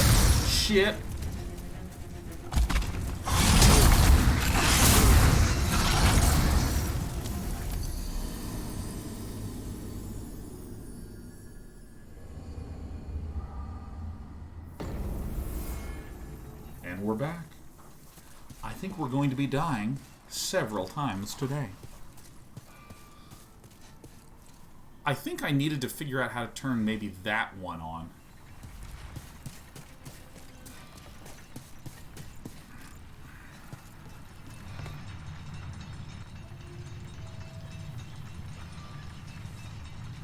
Thursday says he's acting like he's never seen an armored spider before. Come on, Sean, just act naturally.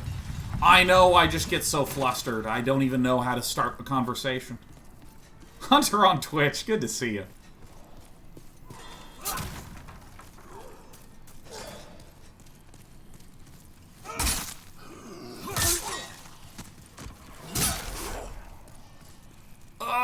Stabbed! But Mom says, do you have any plans of trying the new artifact? I know it's dead, but I'm interested in your opinion on how it compares to the original. I'm certainly never going to play the new artifact.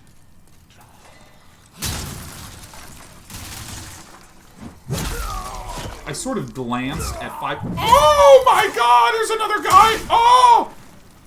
Oh! Anyways, back to being manly.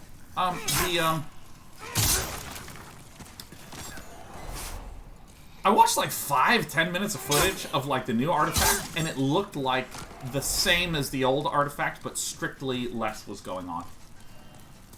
So let's see, how does this work? So I go this way. And then I went up there and I did all this stuff, so I should go this way, and then I should be able to just turn...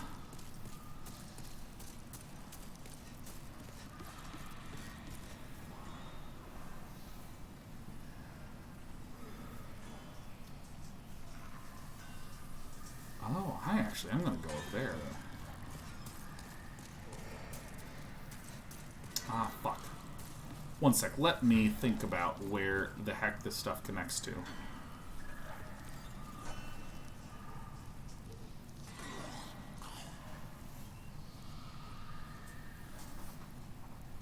Hold on. Where the hell did this stuff connect to?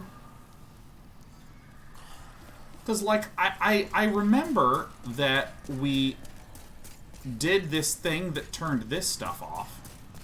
But I can't remember where the heck this goes to. Because I felt like there was an additional shortcut we opened up from this. But I can't seem to remember.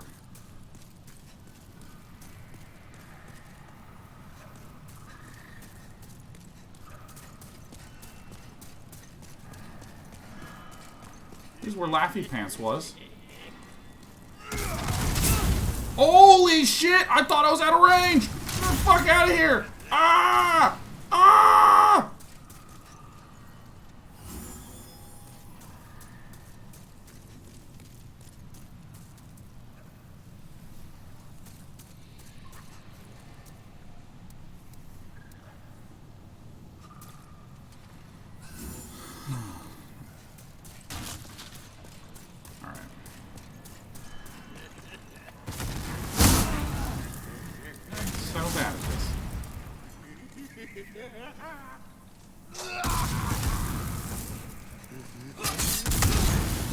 Oh my god!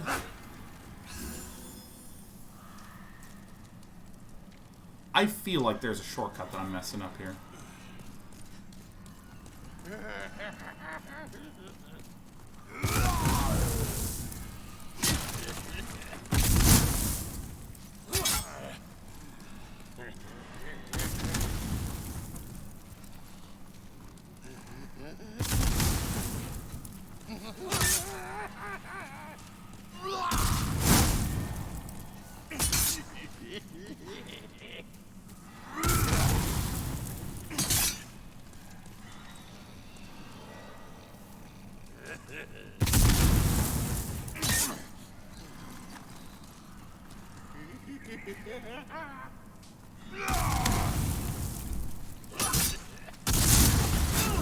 Ah! Oh my god, all my souls! That's the first time I've actually lost my souls. Fuck. Okay, I wonder why that hit. I'm really confused as to why that hit and the other one did not. Hit the barrel behind you? Ah, fuck. So, when the barrels explode, it deals more damage than when I get hit directly with the fire. Okay. Okay, anyways, back to the Badmondi's artifact question. Yeah, I saw the artifact new version, and it seems to be sort of like a simplified version of the original game. Instead of being 3 lanes, it was like 1 screen with smaller lanes.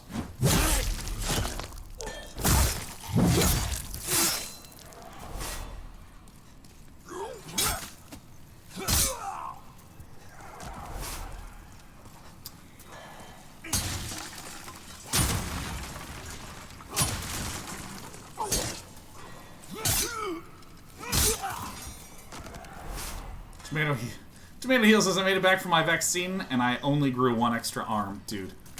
I literally, as an American, cannot believe that most people I know are actually getting vaccinated. It's insane to me. Show me your back. Alright, fine. I'll stab you.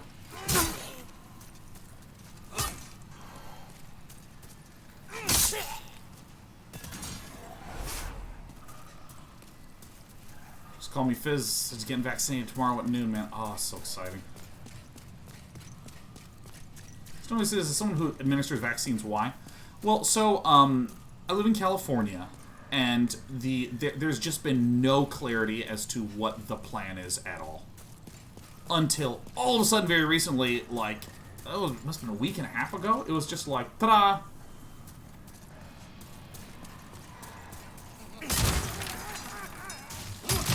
Everyone can get it. Hooray! Oh, you fucking barrel-ass motherfucker.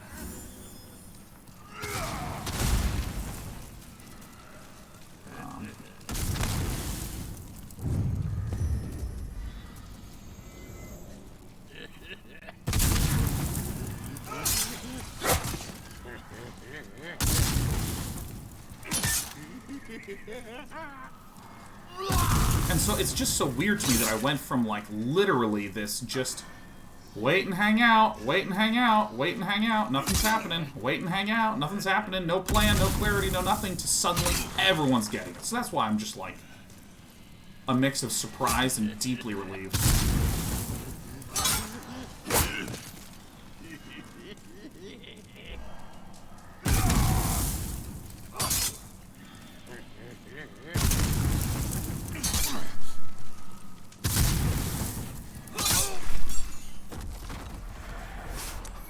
So it says, I think it has to do with the amount that's been given out to high-stress people, or they're procrastinating or already taken care of, and we need herd immunity. Oh yeah, no, again, I'm not in disagreement with the notion that everyone was eventually going to get covered and that sort of thing. You know, it's just more the weirdness of what didn't happen was, hey everyone, we're developing the vaccine. Okay, it's been approved in December. We expect that we'll begin doing rollouts at this time and this time, and we expect that for, you know, if you're someone who's just like a 34-year-old streamer, you can expect April or July, somewhere in that range to be, you know, Like, but it was that there was literally no information, no plan, no communication.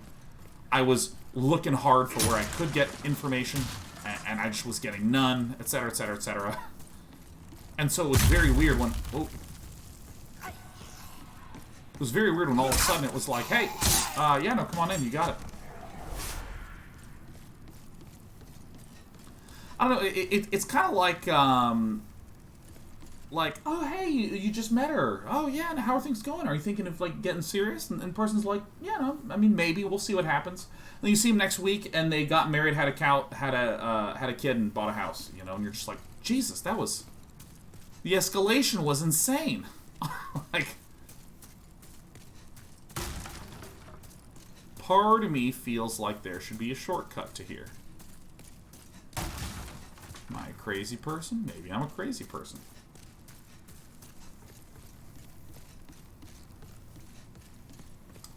Because I, for instance, had some friends in Las Vegas that, like, got their stuff communicated about and taken care of in December.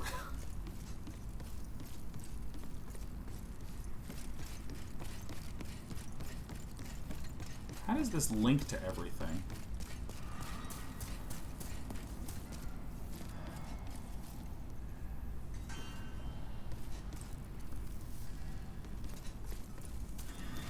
I wonder if this is the fastest route to get to here.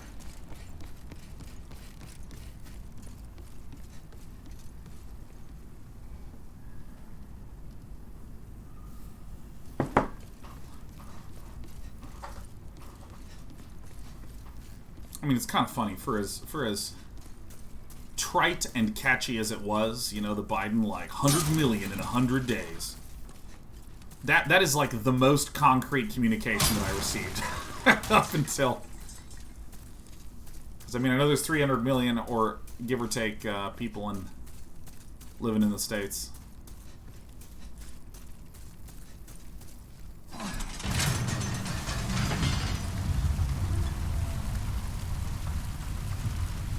All right.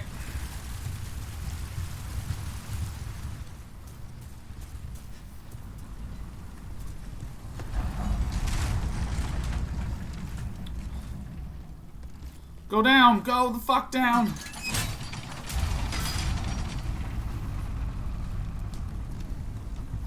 Playing AoE sometimes? I am, Gurf. Right now is Demon Souls week, and then the release of the new Magic set is next week and the week after, so I'm sort of 1,000,000,000,000,000% going to be focused on covering that in the next few weeks. But afterwards, fuck yeah.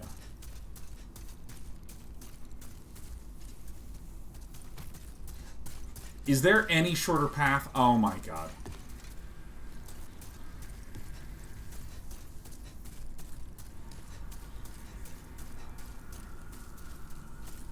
I think that this is actually the shortest path, and I'm actually horrified by that.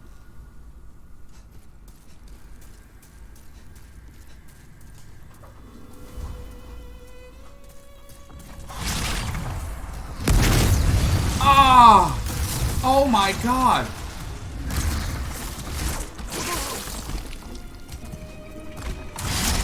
Ah! Alright, never hitting the roll button again.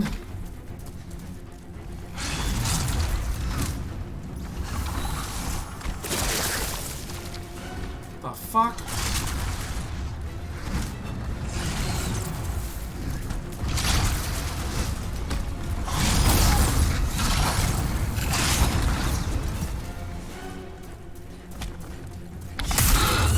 What in the fuck is this enemy?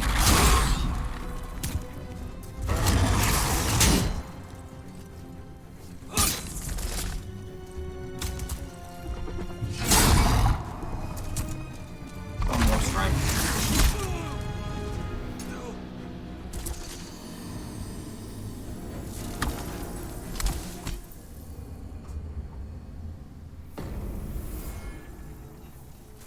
Oh my god. Fuck.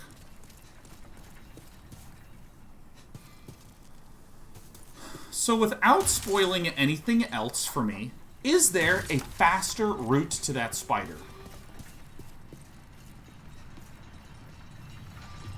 I don't think there is. Were I alone, I'm just going to be doing the exact same route again and again and again.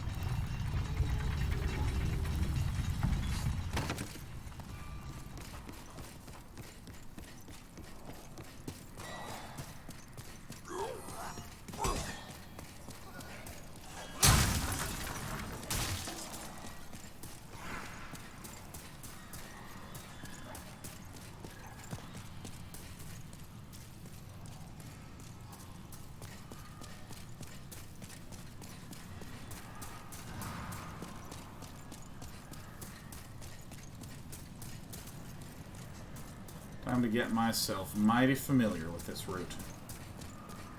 We finally fast rolling, not a chance.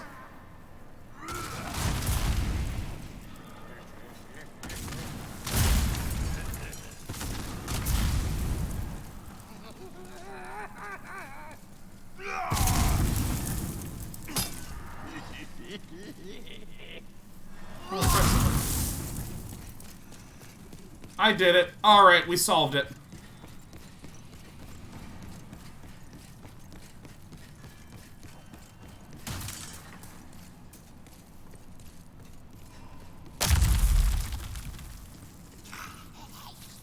One, and a two, and a three.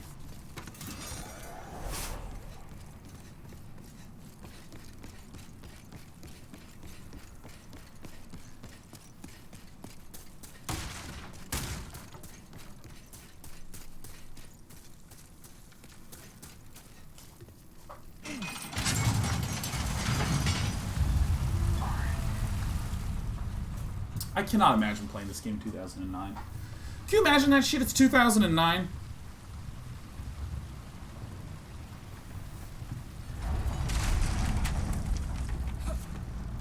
There's no Twitch. Gaming review sites are still magazines instead of websites.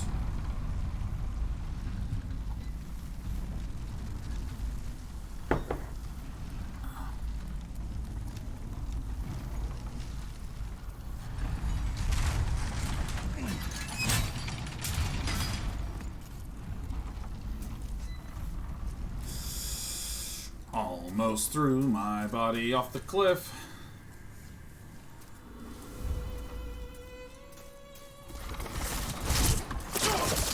Fuck!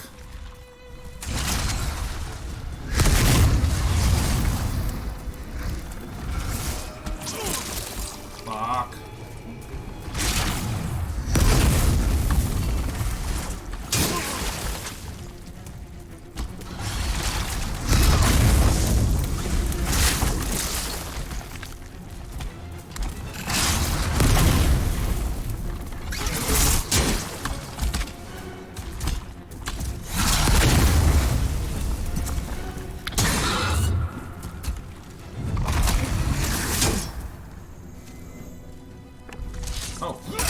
Oh shit, you can't get behind here? You can't get behind here, can you? Where the fuck am I? That one.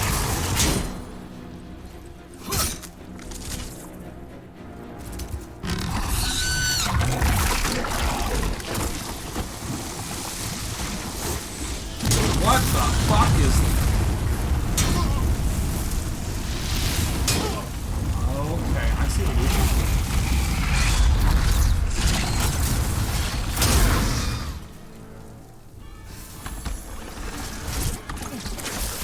Alright, so I think it's just this run up.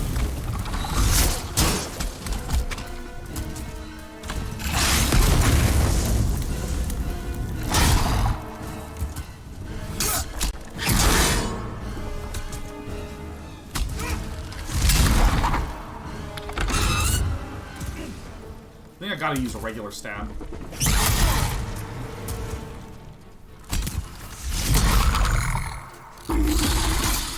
Hi, cat.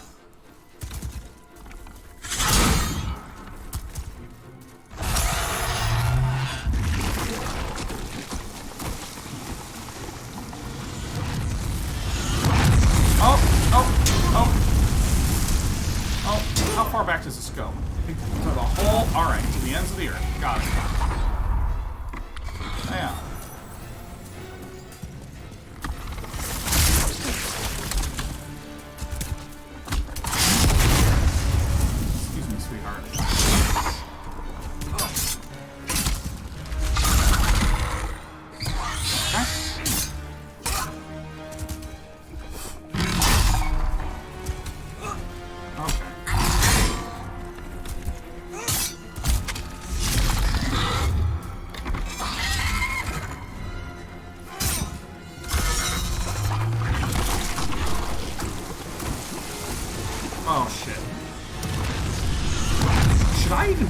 up for this?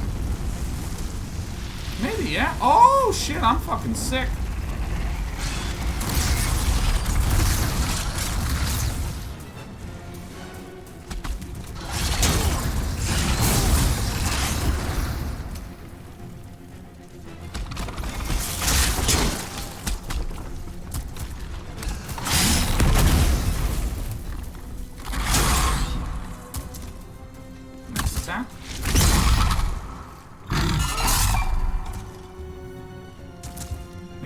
Right in the middle.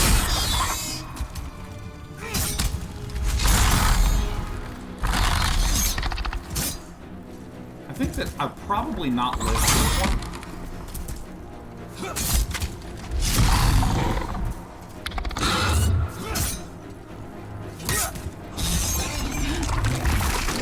Alright. Back it up, back it up.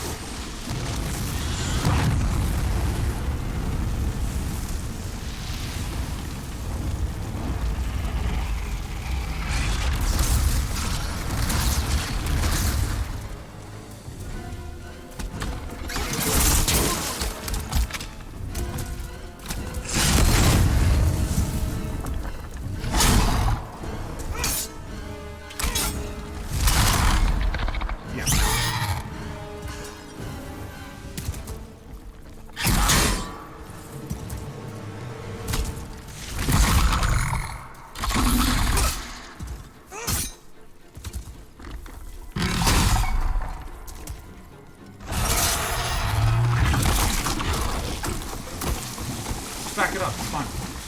It's fine, it's fine, it's fine.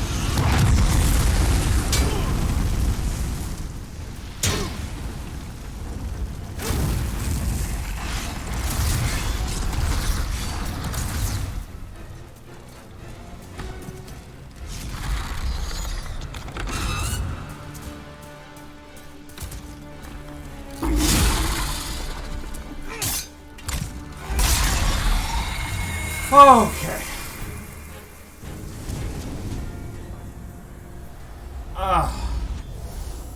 Now I can pay attention to you. Unbelievable.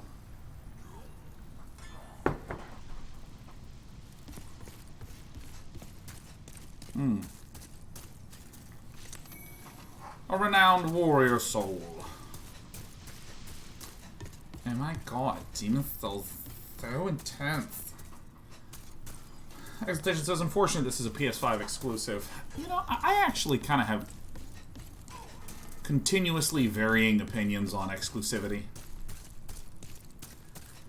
Because, like, on one hand, it's really annoying. Like, I'm a PC player, right? Like, Hard Demon Soul. I largely play games on PC. And, you know, it's frustrating sometimes when I'm like, oh, God, just listen, I have $60. Let me just pay $60.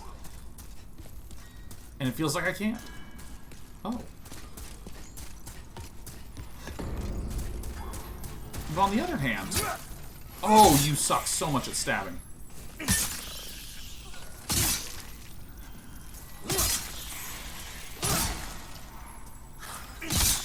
Yes.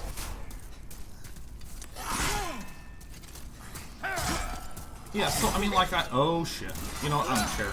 I don't even care. I don't even care. I got what I needed. I respawn right there. It's totally fine.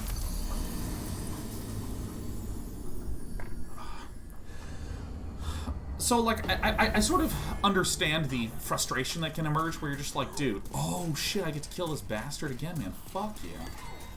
Yo!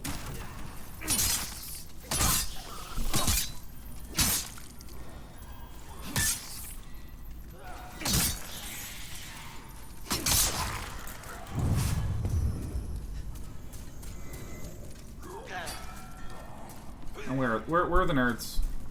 Hello. Now are these... Oh, they're not two hitters anymore. Okay, very good.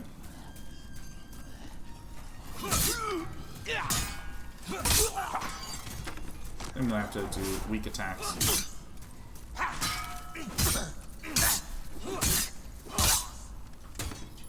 Ooh. Okay. To finish Mind Thought. Yeah, I mean, I have sort of like... Oh! I have been owned! Let me finish this thought. I recognize that it's frustrating to not be able to have access to the thing that you want. However, I think that, like, exclusivity is a result of something... It comes from something positive, which is that I want there to be competition generally. I think everyone has had the experience of having an ISP where, like, the only... Oh, you're going at me? You fucking fuckface.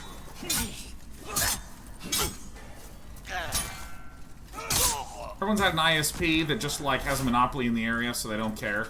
And that's just the way that it is. And it totally sucks and that sort of thing.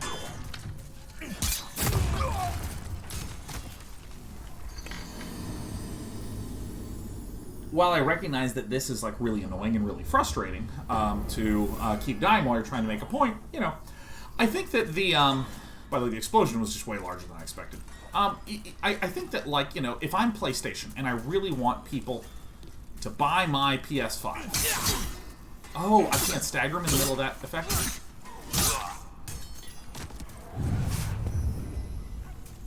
Get the fuck out of here, man. I'm telling you, I'm leaving. I'm leaving town. While I recognize that that's if I want you to, like, play on my PlayStation 5, what might I do? Well, I might just pay someone a bunch of money to make something that's so good I feel like I need to get a PS5. And I think that that's good. The power of the soul, no? Like, Sony Touch the demon and fucking killed it in the PS4 generation, man. Like, holy shit, they were so fucking good. Soul of the lost, withdrawn from its vessel. Are you still talking, man? And I mean, like, games like Horizon Zero Dawn and Spider-Man and God of War, these were all PS4 exclusives. And I sort of like the idea of I pay someone money to make something exclusively for my platform. So I'm paying for the development of something cool, so that way people want to get my thing, so that way I can pay for more money to make cool things, so I can get more for me, and et cetera, et cetera, et cetera. Like, Netflix is a great example of this. I think there are just some absolute banger shows on Netflix. I like this loop of a platform whose entire stability and future relies upon really good shit. I am kind of fucking annoyed that right now I need to, like, min-max what my subscriptions are each month to watch the video content that I want. Oh my god. But I mean, even outside of that, like, oh, it's pretty awesome. I think that there's... Exaltation says, what if games started being something like NVIDIA exclusive where you can't play the game if you have an AMD GPU? Feels like the same thing. Well, you know, I don't know, because, like, here's the thing. I think that our generation, anyone who's maybe 45 and younger, or 40 and younger, we're not comfortable with technology. We're comfortable with acceleration. We're comfortable with rapid change of how everything works. I would not be surprised if something that was, like, very different from the social media that we've seen in the last 10 years emerges in 10 years. To where it's like, oh yeah, remember when we did that nonsense bullshit? Remember when we went to Blockbuster Videos and had to get a entire giant block and insert it into a thing to watch a VHS at home and then return it? You know,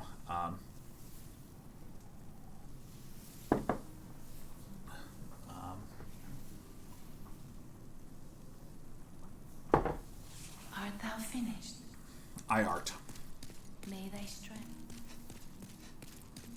Be kind. Rewind. Oh my god, that's right. So funny.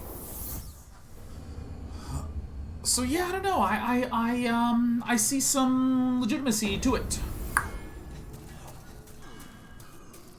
So I as annoying as it is, I don't know. I wonder if maybe we'll actually just get into a future where things will be so diffuse and so democratized that, like, there's just nothing in the way.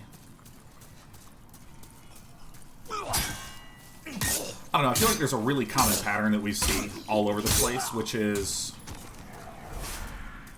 I am a new technology. and I replace the bullshit that you were dealing with from the last one. Like, imagine when early on in the console days... Jeez, that is a huge explosion.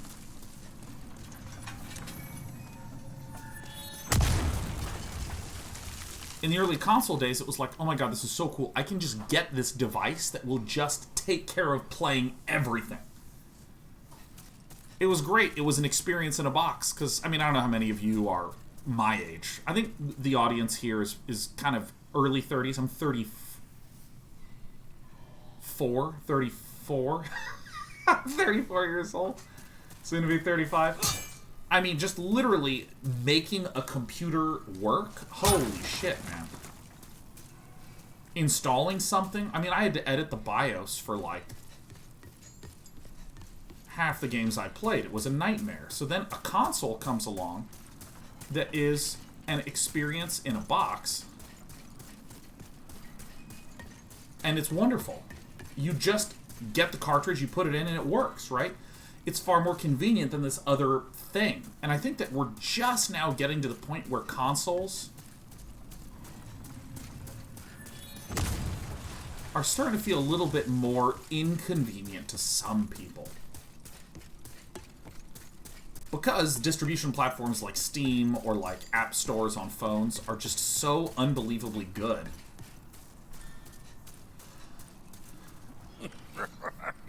Oh shit, it's one of these!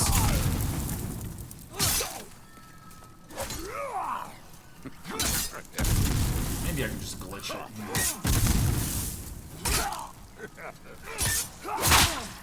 Oh, I got smacked. I think there's a second side to it as well. If you're used to rapid change, as soon as it slows down, there's a sense of wild discomfort that's hard to shake. Oh yeah. Oh yeah, straight up. I'm just resting my eyes.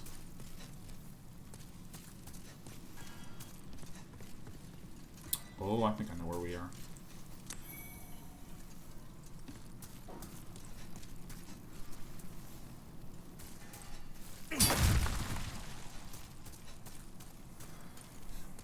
I'm gonna do this one first.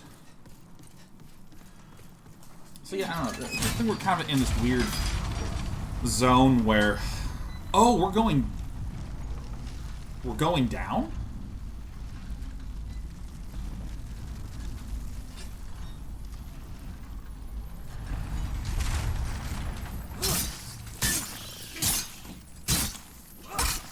Oh, become resources. Oh, I love that you exist.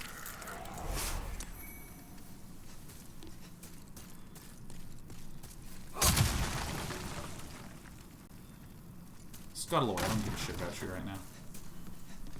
Alright, the number of paths that has sort of opened up to me, I need to go back and sort of figure it out.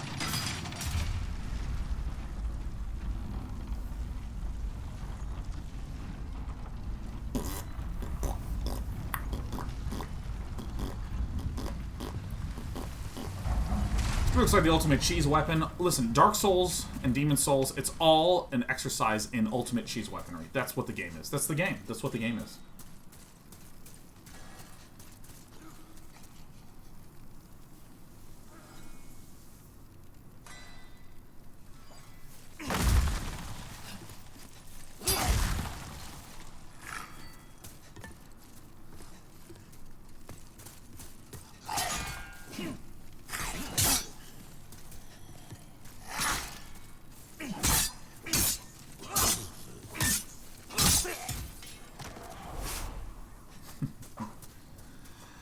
I don't really know, I don't know, I'm curious if we're just going to start getting to a point where hardware is no longer really the issue. And it's just awesomeness. It's just awesomeness of content. The hell is this?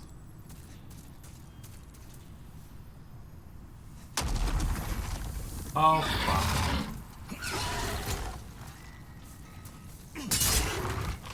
12? I'm going back. So this is inwards, the other way is outward.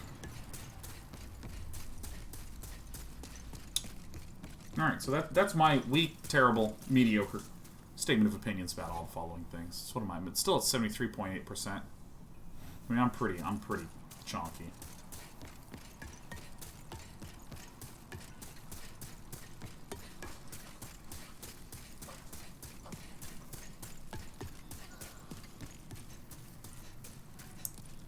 Okay, so this is the place that I came from.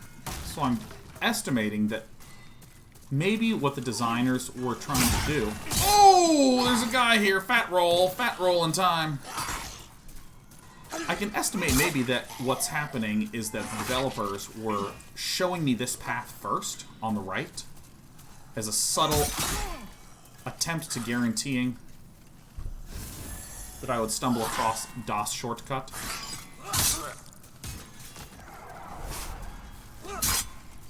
Or maybe it's an alternative route. I don't know. Oh yeah, I stab people. Can you two-hand the spear? Oh yeah, I never even thought about that. Oh my head! What is the... I don't know two-hand stuff enough. Oh, look, y'all had all sorts of stuff.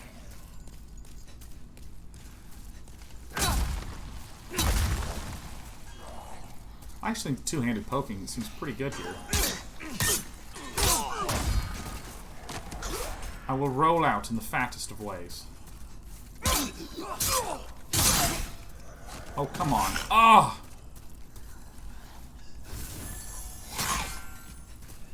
I'm frightened. What the fuck?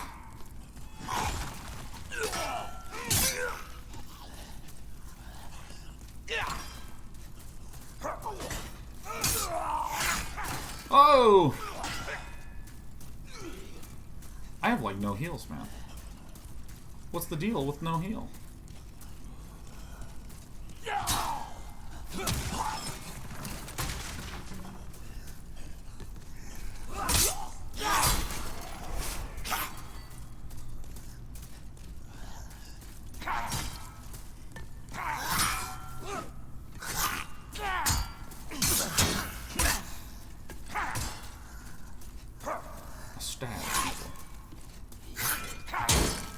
Oh shit, not the button. Not the button, not the button, not the button. Why is it so hard for me to time this? Oh, I dodged you. Pokey, pokey, pokey, pokey. Alright, what is this? What is this thing that's here? What does this do? A stone that emits light?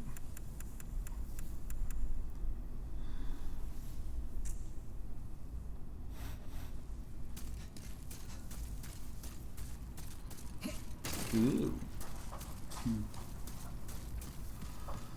Alright. Stab. I nearly died here, man.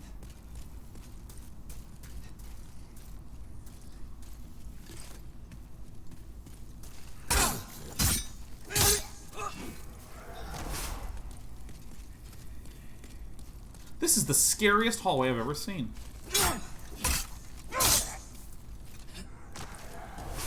Oh my god.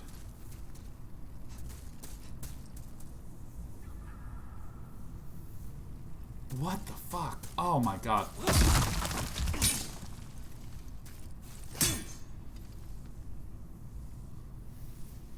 Okay, so this is gonna be a shortcut, I betcha. Oh yeah, you betcha.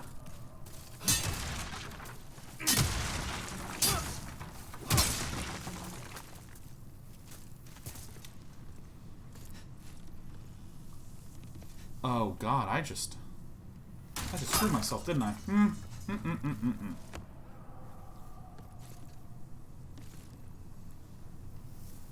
Alright, I guess here.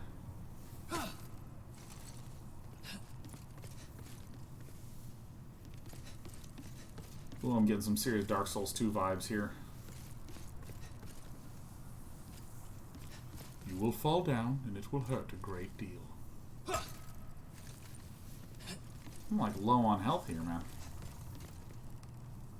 I don't have a health to give anymore. Do I have anything that restores? health.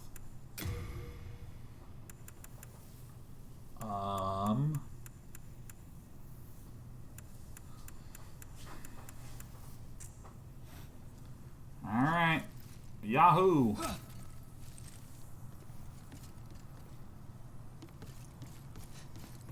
Crescent Moongrass. Plague Resistance Ring. Oh, yeah. Oh, Plague and Poison are two different things. Ah, yes. Esports.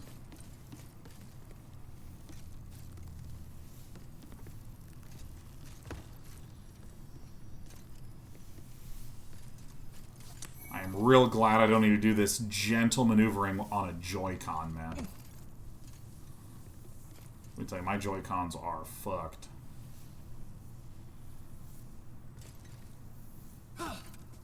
Alright, well. I maybe got one more of these drops in me.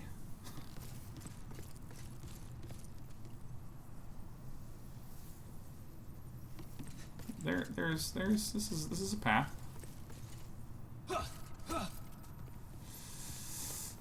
Okay, and, well...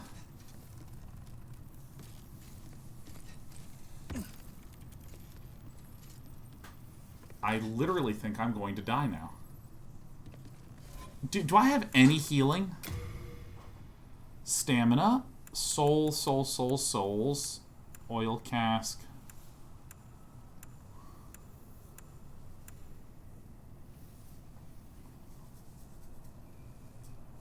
What if I use this? What if I use this thing?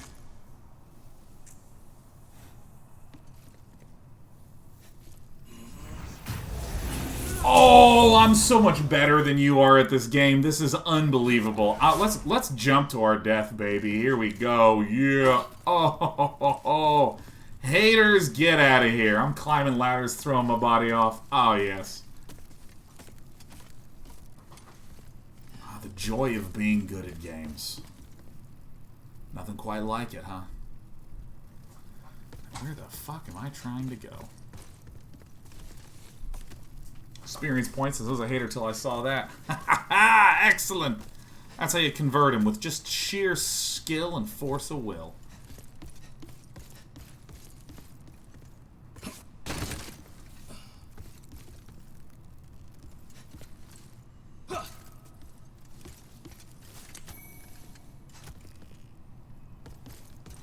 Soul of an unknown hero. Is there any more things up here?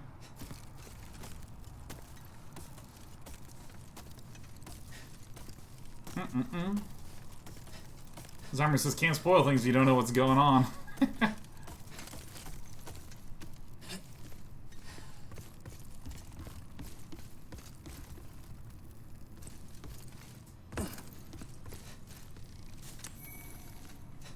Alright, so is there anything else that we've maybe left up there?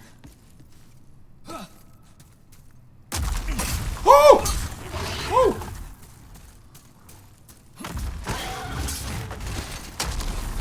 Oh! Oh, get the fuck out of here! Oh! Alright.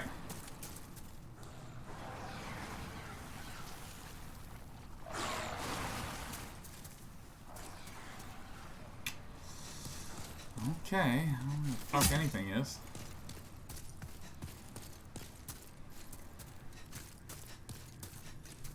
I'm just not gonna go that way.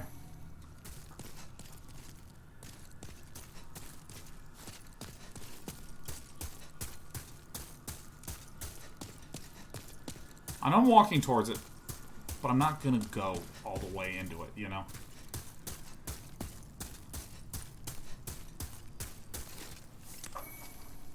Some ephemeralize. Okay. Okay. So what I really wish to do is go back to the Nexus and get some grass. How do I get to the other side of this thing? Right through there. Okay. Very dark in here.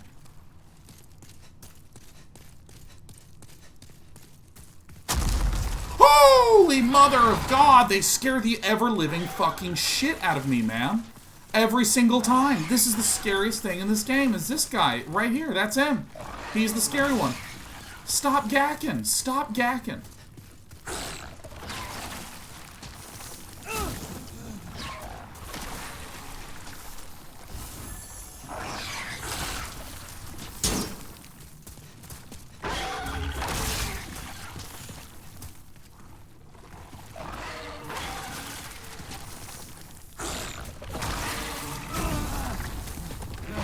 Fucking assholes. Out.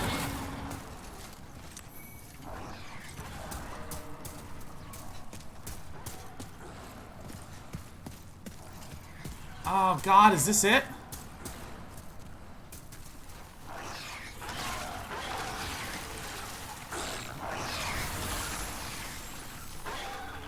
Super hot.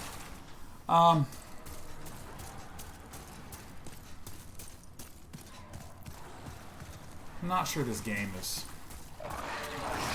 made with the player in mind. I mean, how the hell do I get past any of these bastards? They're just gapping.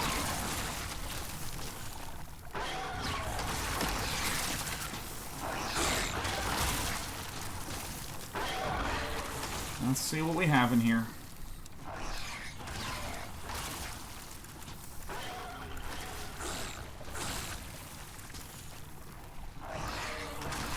Is that like a cestus or something?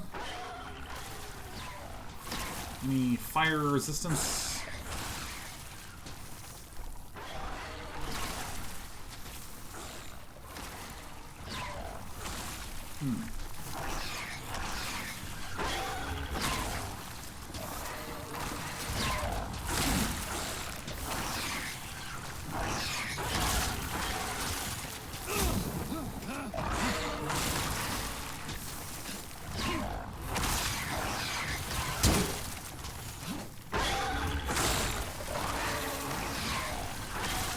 Okay.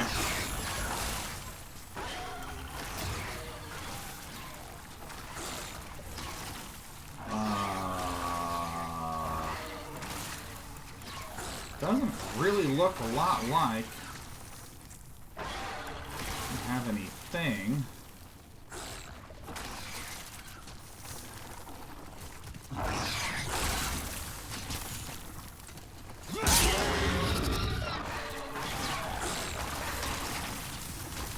Ooh, I'm good. Uh-oh, cheat! We're doing it. Ah, we're not doing it.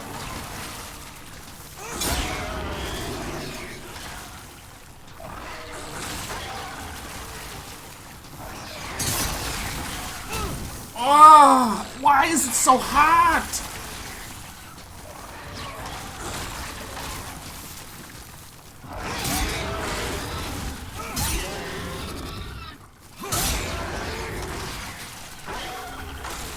Zero says there's maybe a different weapon we can use. Not a chance. I'm using my very sharp spear. We're gonna get through this.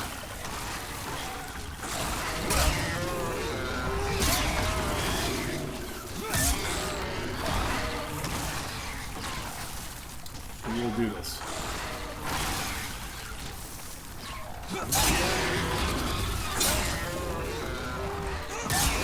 I almost feel bad for the kid. What do they sound like? Dying cats? Some really deep-based cats you got over there. Nothing personal, kid. It's just business. Oh, shit. Spraying fire all over me.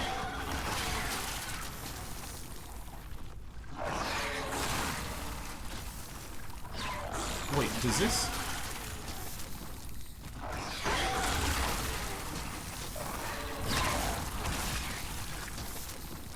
Okay, it's just an effect.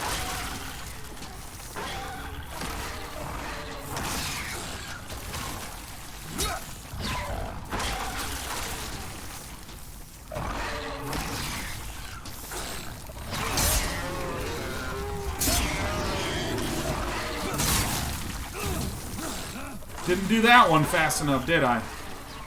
I almost think that maybe I should just die.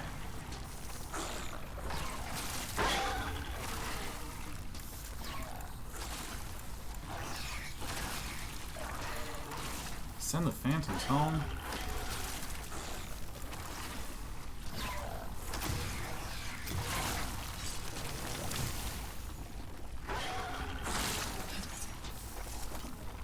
What did it do it? Has it been done?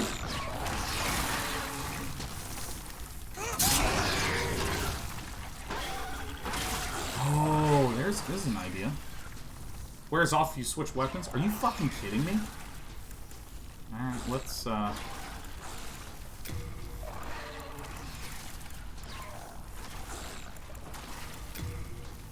about...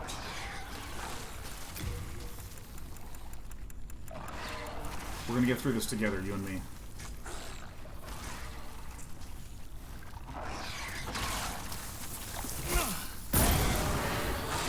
Maybe a firebomb is not the right tool to use against this guy. Ah, maybe that's not the right one.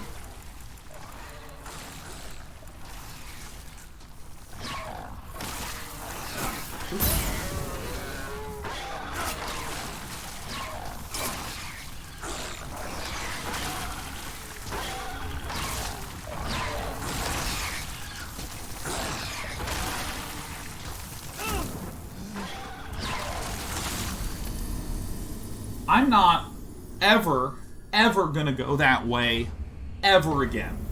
I'm not doing it. Take me back to the Nexus. This is horrible. Never doing it again. We're just gonna die. We're just gonna give up on those souls.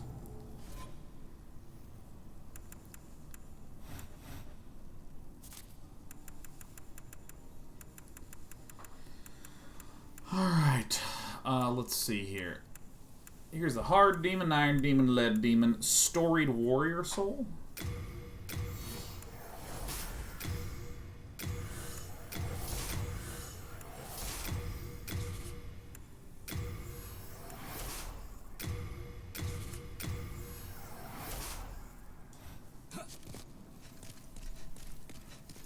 Slow down, farming for healing items. Maybe soon, yeah. I think I'm gonna... I can forge weapons for you. At a fair price. I want to upgrade my stabby thing.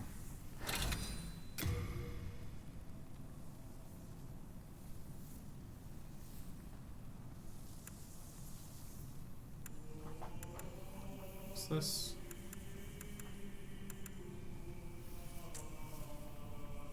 Alright, so we got a wing spear plus 3. That's pretty good, huh? This is Ed's sharpening stone. Maybe we should get some more sharpstone stuff. CMGs. All right, here's what I'm gonna. I need your business. Where's the lady that makes me bigger? Oh, look at this, bro.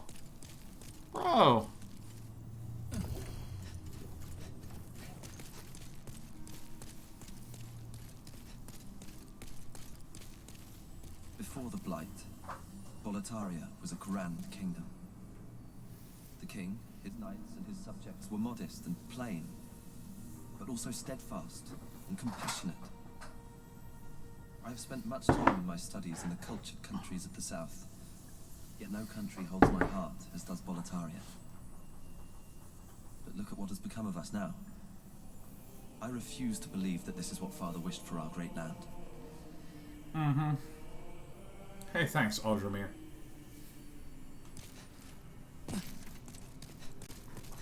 All right, where is the level up lady?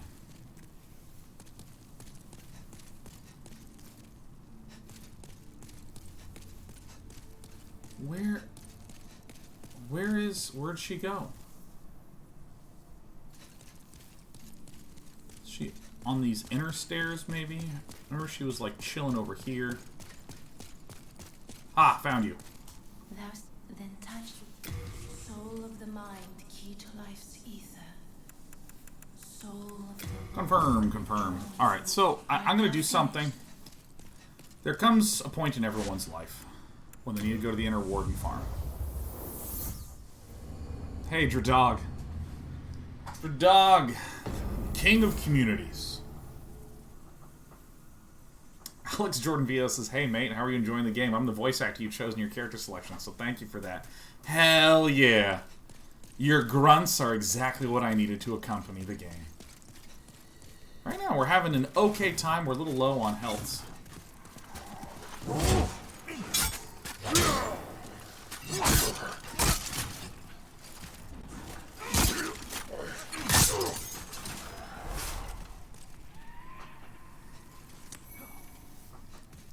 Now this seems very JRPG to me, just farming.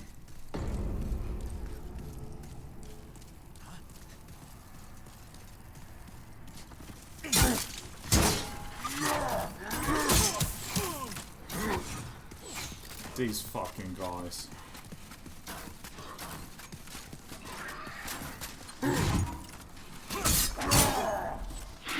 Did I really die?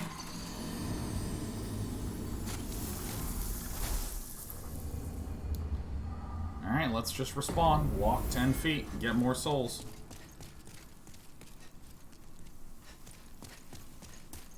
Alright,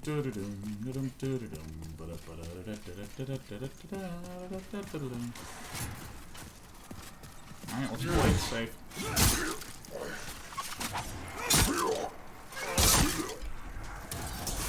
Alright.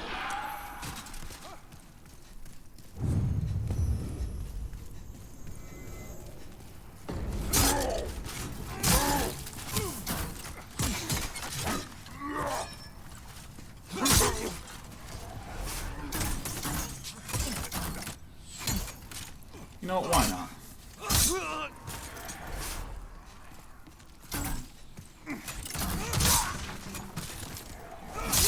Yeah, take that, you bastards.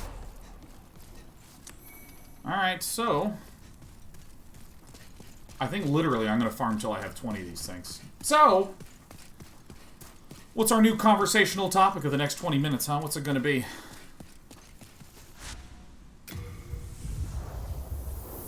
Oh, thank God it lets me do that.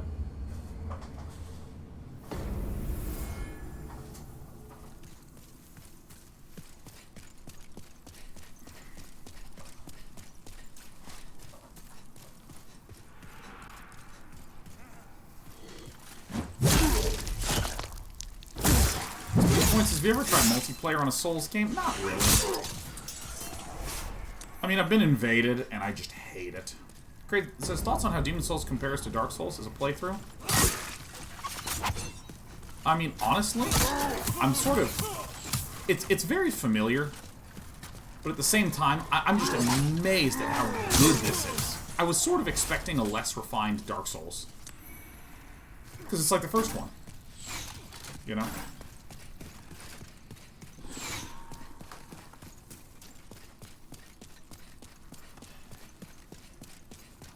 How's the menuing?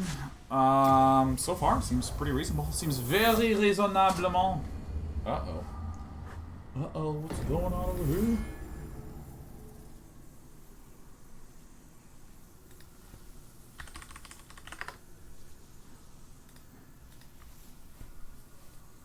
God, I keep forgetting that I don't need to, like, move around here.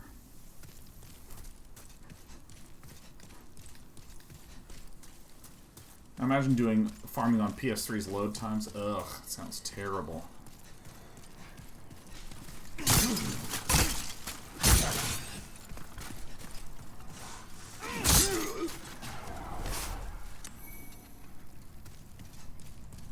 There's a reason this game got a spiritual or got a remaster because it was such a sleeper hit. Yeah, I mean, you can really just feel the refinement in the game. It's so good. This is the first time I felt like I needed to farm in this entire game. And dude, Estus flasks are just such an improvement to this core design. Like, so much so. Oh my god. So let's farm until we get to 20 and then dip.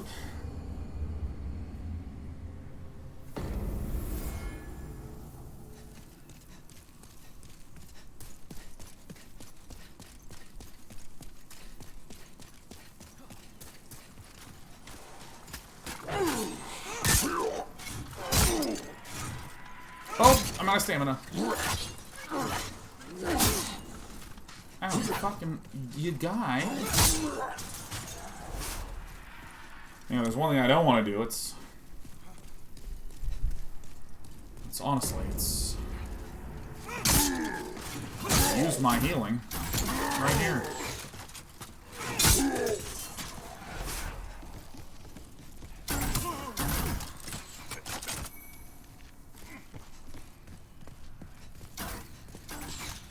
Buy healing items? I think we can, but I actually think it's like literally faster for me to just keep reloading this area again and again and again. I wonder if dying to the archers would be a time save. Maybe.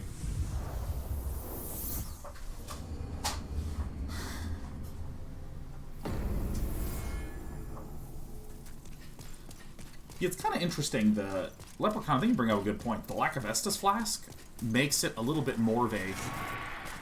Oh, if I find this area difficult, I'll just get more Estus Flasks. Okay, I'm fucking sucking ass.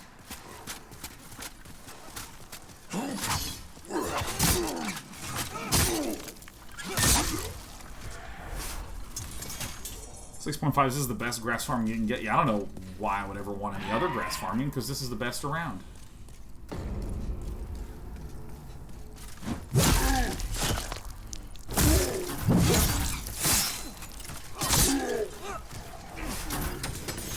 No, I hate these guys. Take them out. Oh! They hate me back! Oh!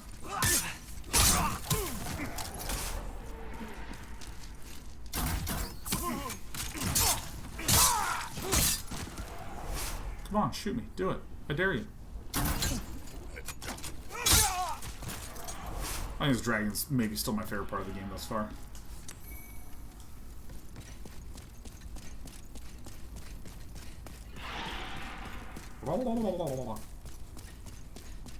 Yeah, I'm getting some good level ups too, man. Alright, let's do one last run here. One last run.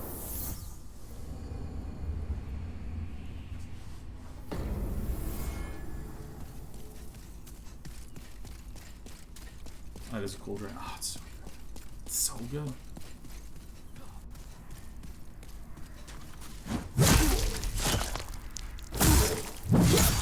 Feels nice to actually have something easy to do as well. Like, really good.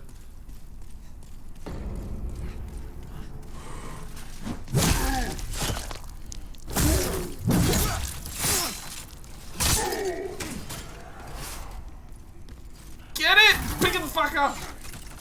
Run! Man, those guys give you a lot of souls, too.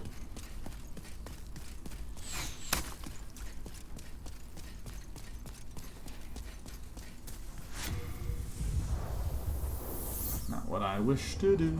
Not what I wish to do.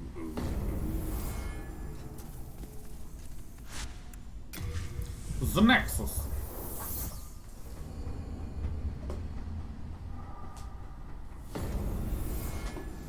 Alright, so. Thou seekest the then touch the soul of the You know, I want to be key to life. a healthier person right now. Soul of the lost. I'm just endurance Art thou and finished? vitality. Art thou this May thy finishedest? strength help the world be mended.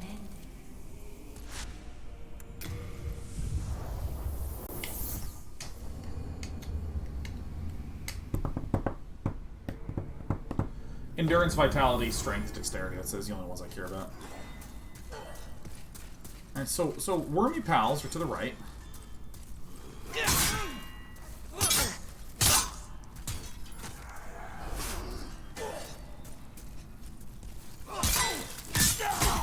Why is it not stabbing faster? Eat one of these. Question: if I just run really, really fast.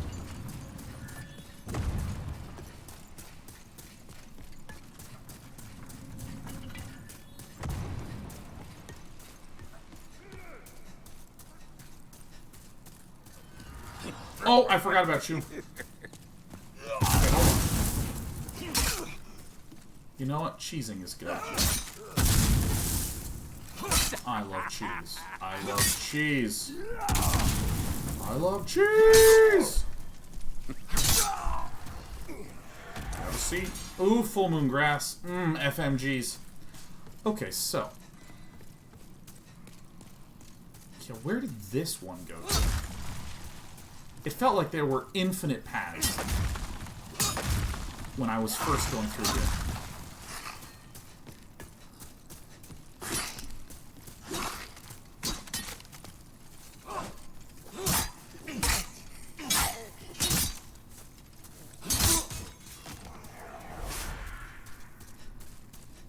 Is that a cover sign on the bottom right of the screen? Yeah, it's my water mug. It's out of water, though. It's out of ink. Alright, so I'm going to try to make a little bit more progress. And I think I'm going to kill this wormy boy.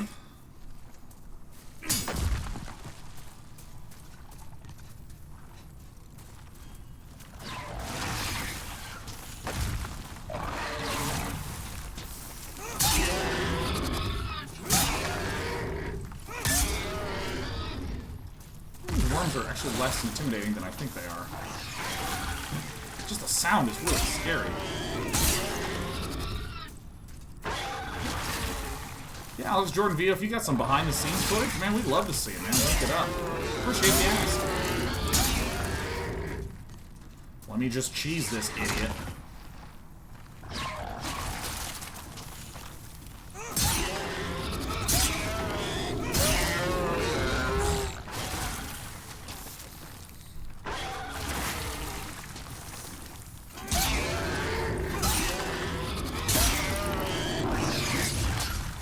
You're not dead yet. 1 City 5.